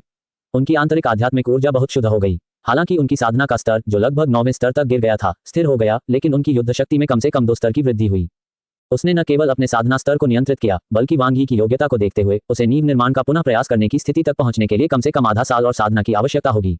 इसके बाद के दिनों में उन्होंने एक बड़े समूह में शामिल होने की योजना बनाई, क्योंकि अकेले आगे बढ़ना बहुत खतरनाक था। बिना विज्ञापनों के एक्सचेंज फ्रेक पर पढ़ें और इस काम का समर्थन करें। संपर्क सेवा की शर्तें।